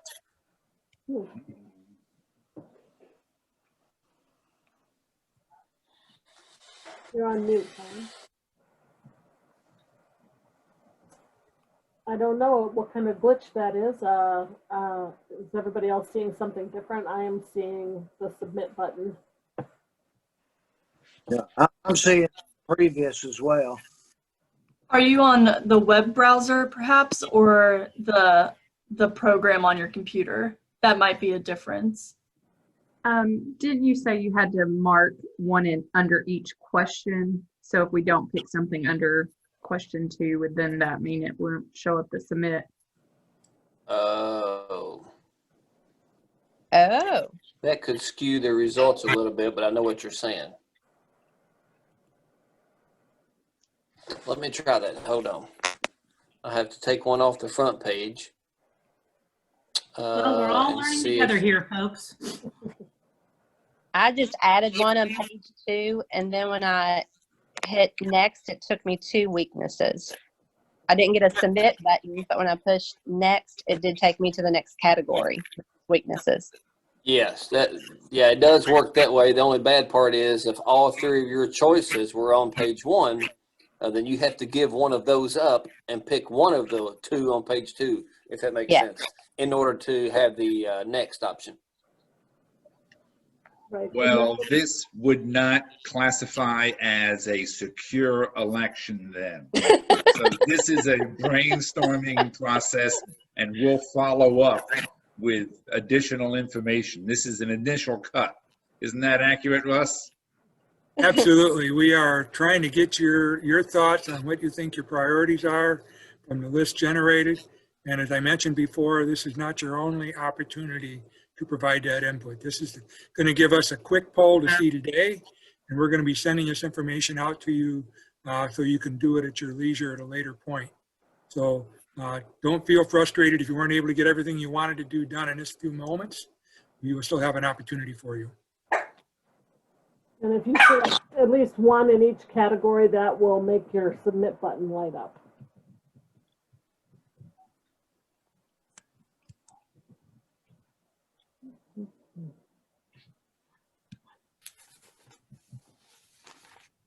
Okay. Anybody else still working on that? So far, I have 4 that have voted, but I get the sense that several more of you are still engaged. I'm still working on it. Right. I am too. I'd say give us some more time. I just can't get it to take it. So Just try, if there's any one of the 7 questions that you didn't select something, choose one there and select it as well. If it means you're voting for 4 instead of just 3, you're the judge executive. That's okay. But that's true for anybody else as well. We do want your feedback. Good, we're up to 6 now. I wouldn't say that this is a scientifically accurate system either, but it does give us some general ideas. Helen, I'm going to refrain from voting. I don't want to skew the poll or the voting, as David called it. So I'm not from Carrollton, but I support Carrollton. So you're here ex officio today. Hey, that sounds like a government term, ex officio. My gosh. Well, ever since he called RTCA the special ops of the Park Service, you know, he can say anything he wants. I know. That's kind of you. So I show 11 have voted now, 12. The votes are coming in, y'all. This is very good. And Will we then, get like a complete list of these? Yeah, I'll actually be able to share my results with you as soon as we close the polling. And then this whole summary will be part of the package that goes out, assuming we have your email address. And that reminds me, I think I've got everybody who's on the meeting signed in with an email address, except possibly Charlotte Wallace. That was a name I saw on a screen, but I don't see an email address for Charlotte. I think I'll just vote if it's okay. Pardon me? Be all right if I just absentee ballot on that. Hey, Judge, if you vote absentee, that means you can vote more than once.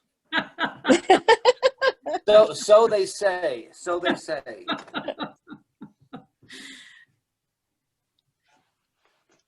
how many do you have now, Helen? You don't ever have to say.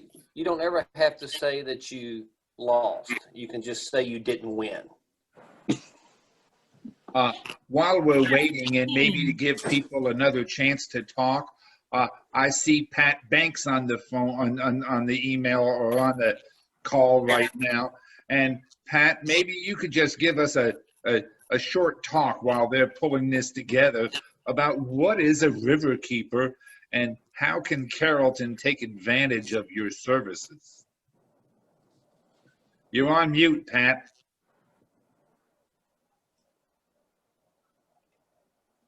Can you hear me now? Good. Okay.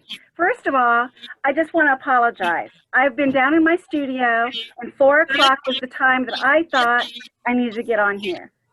And so I'm early compared to what I actually thought. I'm just so sorry. It's been a crazy whole semester. That's okay, Pat. Okay, the river keeper, the idea of the river keeper is that every body of water or watershed needs to have a face for it. We're part of the Waterkeeper Alliance that Bobby Kennedy started. The Waterkeeper Alliance is now about 300 or 400 keepers around the world. And like I said, the whole idea is to have someone concerned about a specific water. And so we claim the Kentucky River watershed, every creek and the land around it. We've been working really hard to get people to care about the river. And one way to do that is to be building a Kentucky River water trail. And we have been to Carrollton several times for several of the events when it was just an idea. We now have the Kentucky River Authority has accepted the responsibility of taking on the Kentucky River Water Trail under their umbrella, which is significant. That gives the water trail idea and the water trail itself legs and sustainability. And so with that, I've started going back to all of the different county judges, and I'm due to be coming to Carrollton because after about two years, you get your mailing list, you get your contacts, and then building the water trail is going from one community to the other and keeping those contacts alive. And after elections and retirement, you kind of lose some of that connectivity, so you're always building that connectivity. But one of the things that has been, like I said, really promising is that the River Authority is taking on the water trail under their umbrella. They're working with Russ to start the process of documenting what parts of the river are already qualified to be water trails. We have, the idea is to have small parks at each of the lock and dam systems with portages. We have 4 that they're getting ready to go online that are associated with Soft Energy, a hydro plant company, and part of their compact with the to get their license, they have to have an environmental component. So they've been working with us really close, and they have 4 parks, 7, 11, 12, and 13 are going to have portages, parking, picnic area, and some kind of a bathroom. It looks like it might be porta potties right now because of the flood, the flooding that we have to worry about. But anyway, that's really quick in a nutshell. But I'm really interested in what you guys are doing, and really want to be part of what you're doing. And hopefully, I think one of the ideal things for the Riverkeeper, what our board has suggested, we're trying to have an event up and down the river with multiple partners. So we're working with Whitesburg, a community group there. We've worked with Beattyville and hope to do more. Estill County, Frankfort, hopefully Carrollton. Last year we did something at Gratz. Weather was kind of an issue there, but anyway, the idea of keeping these connections going, and so we've been doing some things like paddles and cleanups in conjunction with each other to give back to the community, but also to kind of keep the community informed and involved in this water trail. So, well, thank you very much, Pat, and it's just so exciting to see the work that you're doing there. And it's that Carrollton has the greatest advantages on both rivers. Oh, it's the Kentucky fabulous. and the Ohio. Yes. Russ, do you want to go over the, or Helen, do you want to go over the results? Yes, absolutely. Helen has completed the results. Let's bring them up.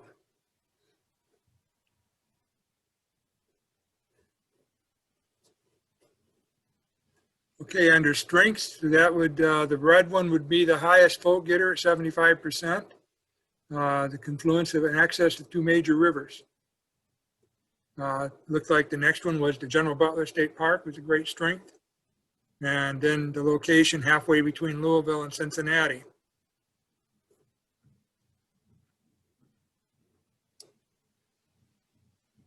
And it goes on down from there.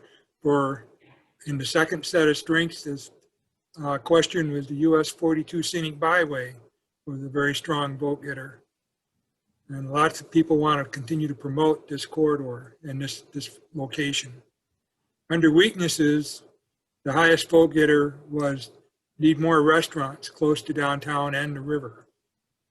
And it looks like the next highest vote getter was trail connectivity with General Butler State Park, and better signage was thrown in there. Essentially, we're trying to combine 2 or 3 thoughts into one activity when this came together. And there's a Carrollton mindset that was spoken to of quite strongly here as well. Under weaknesses, the highest vote getter was lack of local connection to trails, especially hiking, trail running, and mountain biking. And the next highest vote getter looked like we need joint efforts, work together on a community-wide vision of what we want to be and become. So more collaboration between different entities within the community to establish that long-term vision. Under opportunities, know, you have to scroll down yourself. Yeah, you have to scroll down yourself. Yeah, I'm sorry. I'm scrolling on my screen. I can see it. Oh, okay. Yeah, you just keep scrolling down. You will be able to see all the vote tallies here and do it at your own leisure. I'm just trying to read the highlights of each one. Under opportunities, the highest vote getter was available space within General Butler State Park. And a full-fledged marina was a high vote getter, as well as create outdoor adventures linked to the business district, all high opportunities. And then recreational vendors to assist in kayaking and canoeing also came under there. Scrolling down further, we had recruiting good restaurants along the river and combining a whitewater park and mountain bike gravity park. Carrollton could become a an adventure destination as a result of these types of activities. Very, very good ideas, folks. Under threats, I see the highest one is not enough federal or state support for tourism development. And then next was marketing, failure to utilize technology and marketing initiatives to promote the community. And then went on down to riverbank erosion was also high on that list on threats. So that is a quick overview of what the poll you folks have put together here, unofficial poll. And we will continue to provide this information to you in an email, give you an opportunity to provide additional input, as well as some input on the next session, which will be brainstorming. So I'm going to turn it over to Andrea at this time, and we'll begin the community brainstorming process. Andrea? Thank you, Russ. Some very interesting things in the chat and in the polls about the strengths, weaknesses, and opportunities. We only have about 10 minutes left, and I really want to be respectful of your time since you have been so generous in giving us 2 hours. This part is one more interactive part. Please use the chat. You can put in as many responses as you want. You can start putting them in now. See here. So we're going to brainstorm ideas for the community to enhance outdoor recreation opportunities and promote tourism along the Ohio River and related to the Ohio River. You can start putting those ideas in the chat as I'm going to talk a little bit, and hopefully it will spur you on to some things to think about. We've heard a lot during this meeting from resources like the digital guide and the Lewis and Clark website. We've heard about existing facilities and great parks and connections that are made to the river. We heard about quality of life, economic development. And I think something that Pat said that stuck with me, and I know that Derek's group also thinks of it, is sustainability. How can you start to capture these ideas for outdoor recreation related to the Ohio River and the resources that you have for sustainable activity, for sustainable interest in your community, sustainable economic development? So thinking in terms of long-term or even short-term actions that can turn into long-term sustainable opportunities. So please start putting ideas in the chat. We would like, all ideas are good ideas. You don't have to worry about whether they're long-term or short-term. We will be dividing those up after we get all of this information, and you will have an opportunity to prioritize what these action items are. Okay, so let's see. Given all that you've heard from the team and the tools available, and what you've heard from our brief overview about what we're trying to do with the Ohio River Recreation Trail and with this Rivertown review, us helping you to help yourselves, think of it in terms of outdoor recreation and the river. If you could ask a genie to solve a problem or give you a gift, what would that be for your community?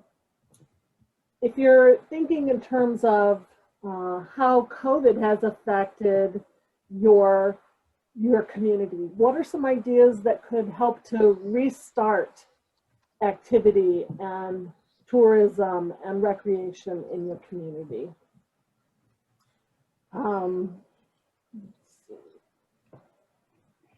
That's also going, how can you capture some of the immediate benefits of the current situation? We've seen outdoor recreation like paddling and biking increase 200% to 300% in communities across the country because it is something that people can do and they want to get out.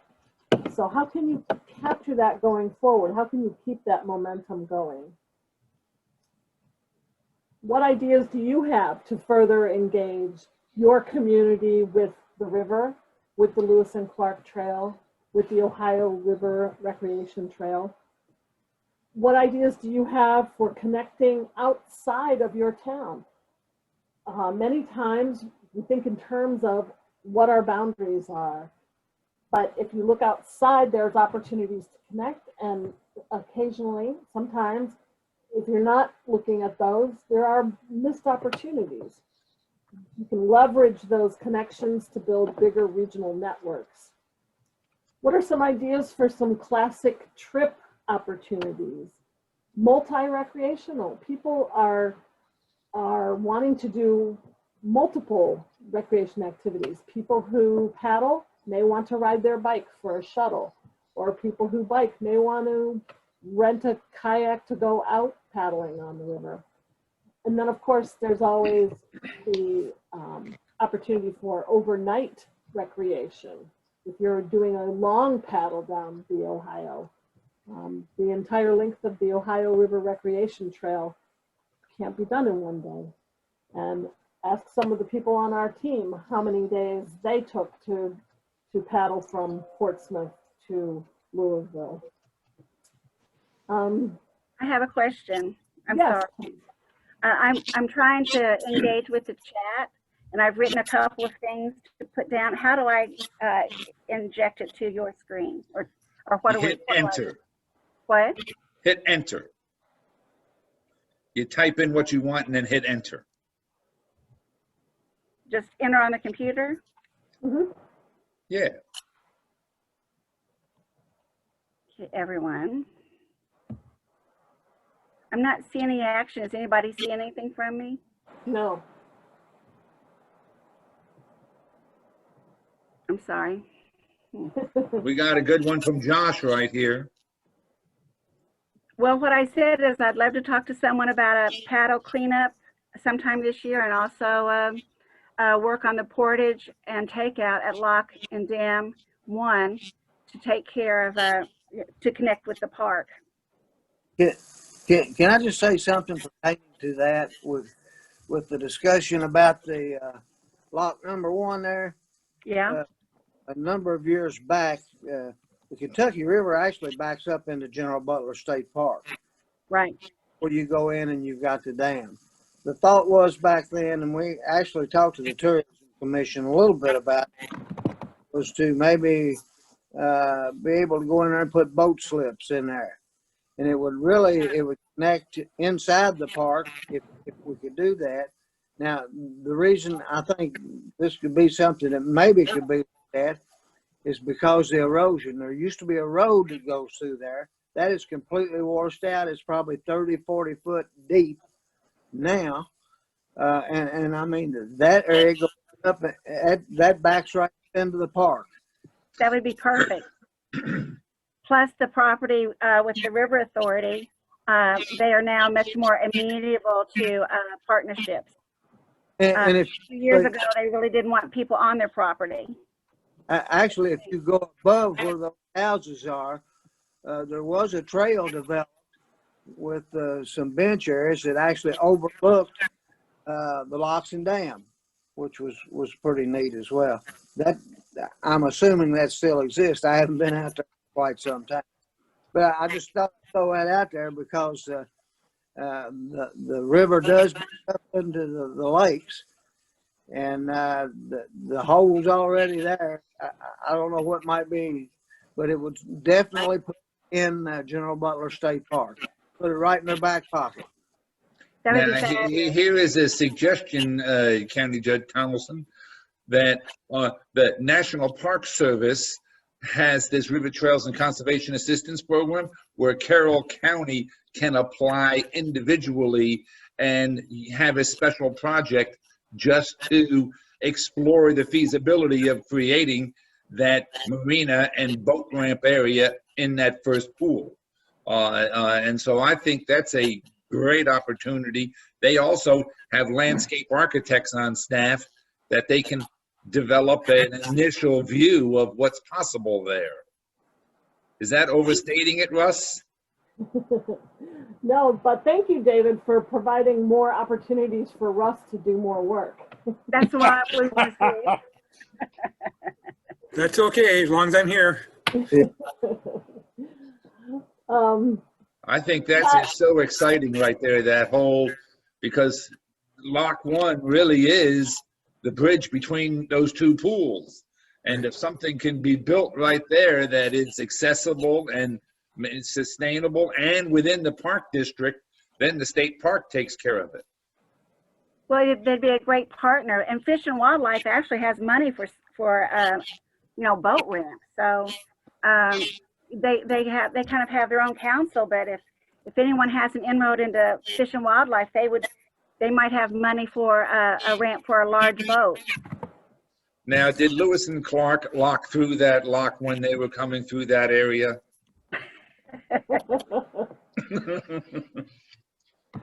I don't remember. I was out of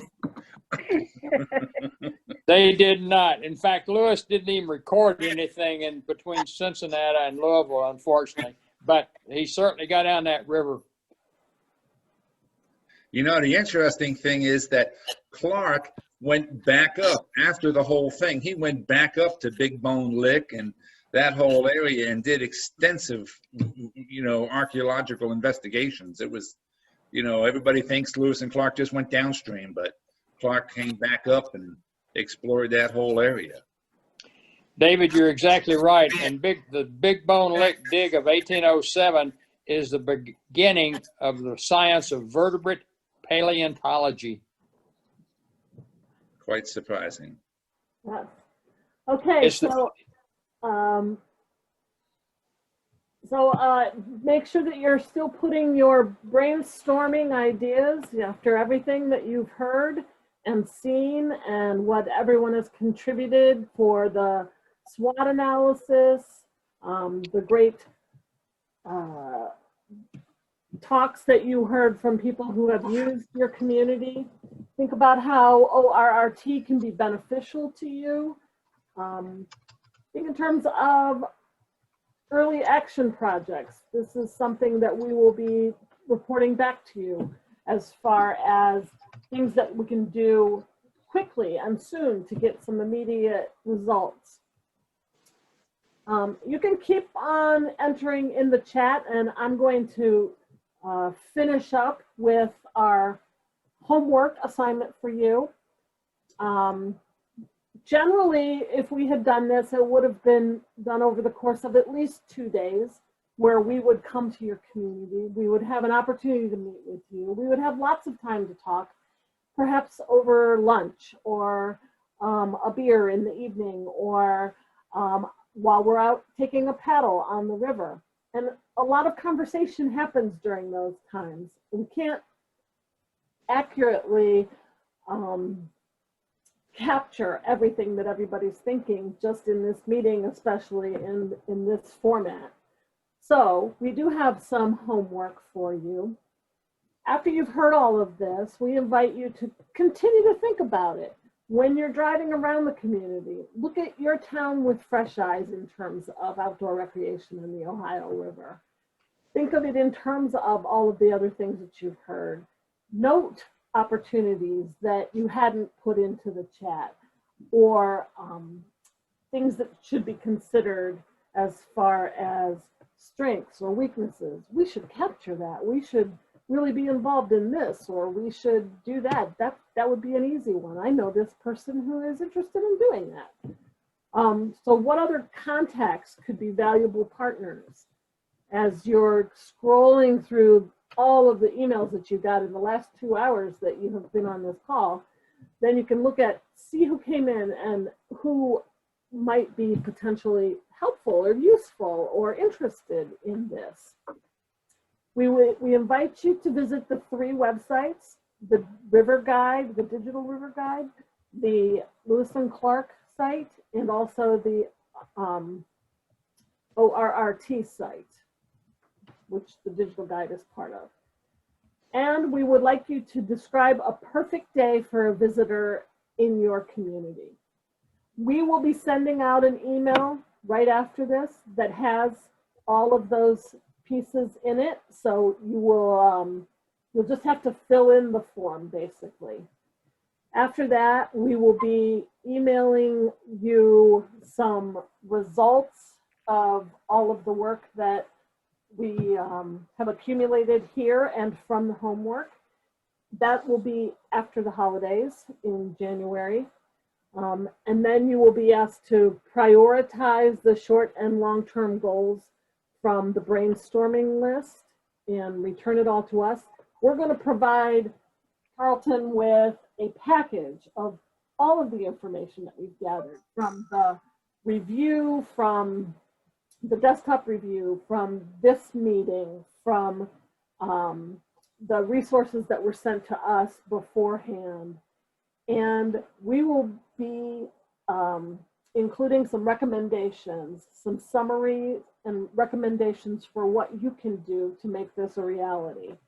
Then we invite you to, when we can, participate in the summit that we want to have with all of the Rivertown communities to share those best management practices, challenges, successes, and celebrate what the Ohio River can and is to all of you. So that is it for our time. I would like to open it up for any questions. And I would also like to say thank you to the community for having us, for taking part in this Rivertown review. You're helping us to learn how to do this better. The first 3 communities have really been a pilot for us, and we're learning as we're going. But this helps us to help the future communities, which in turn helps you to help yours as well. And thank you to the RTCA team and the ORRT team for contributing.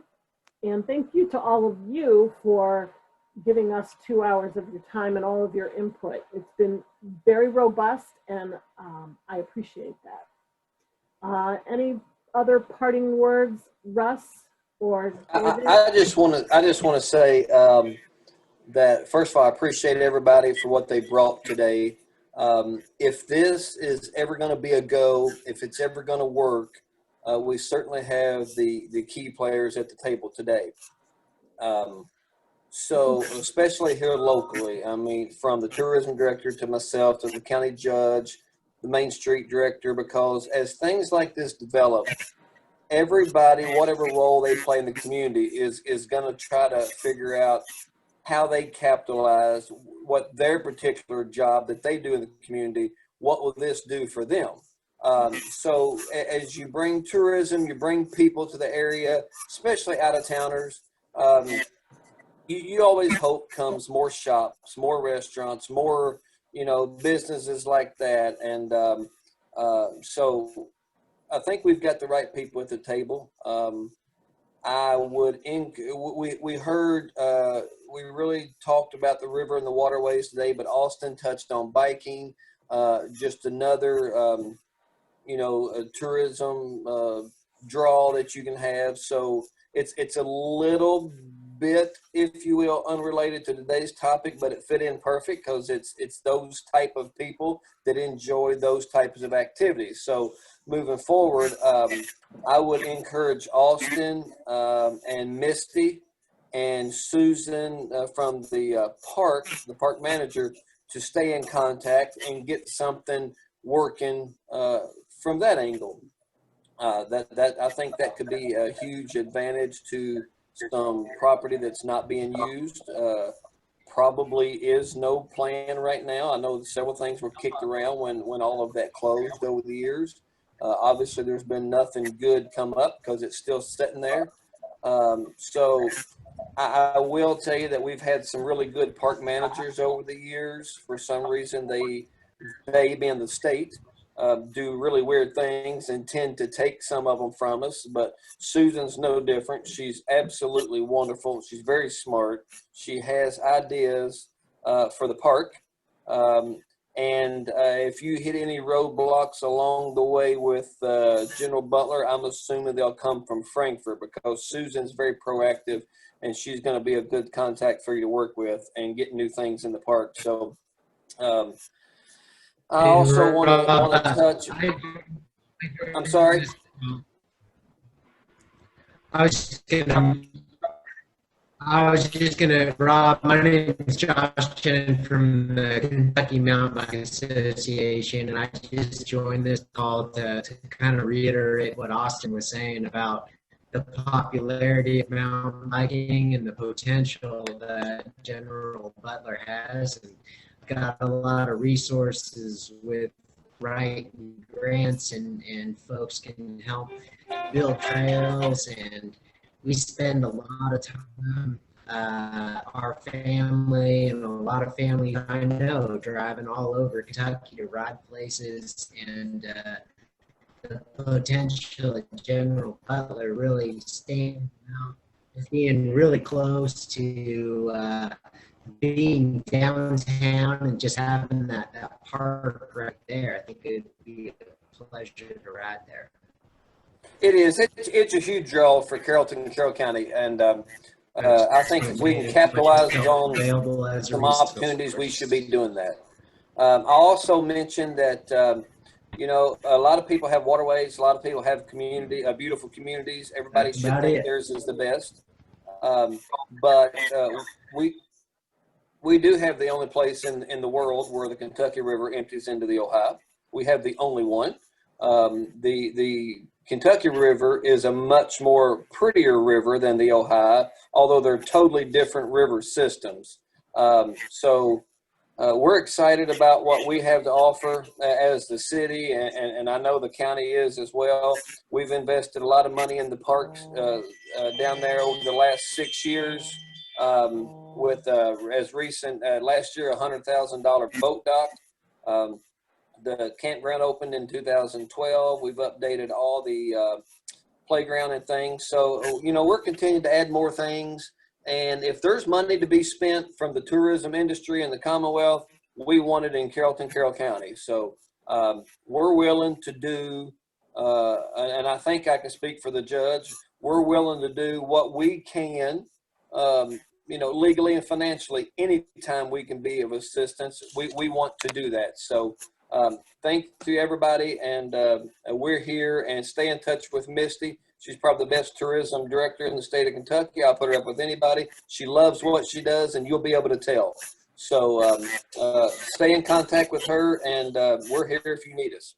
Awesome. And I just want to say that this is a really good representation. You do have great input and a lot of the right people at the table, and especially elected officials, the mayor and the judge.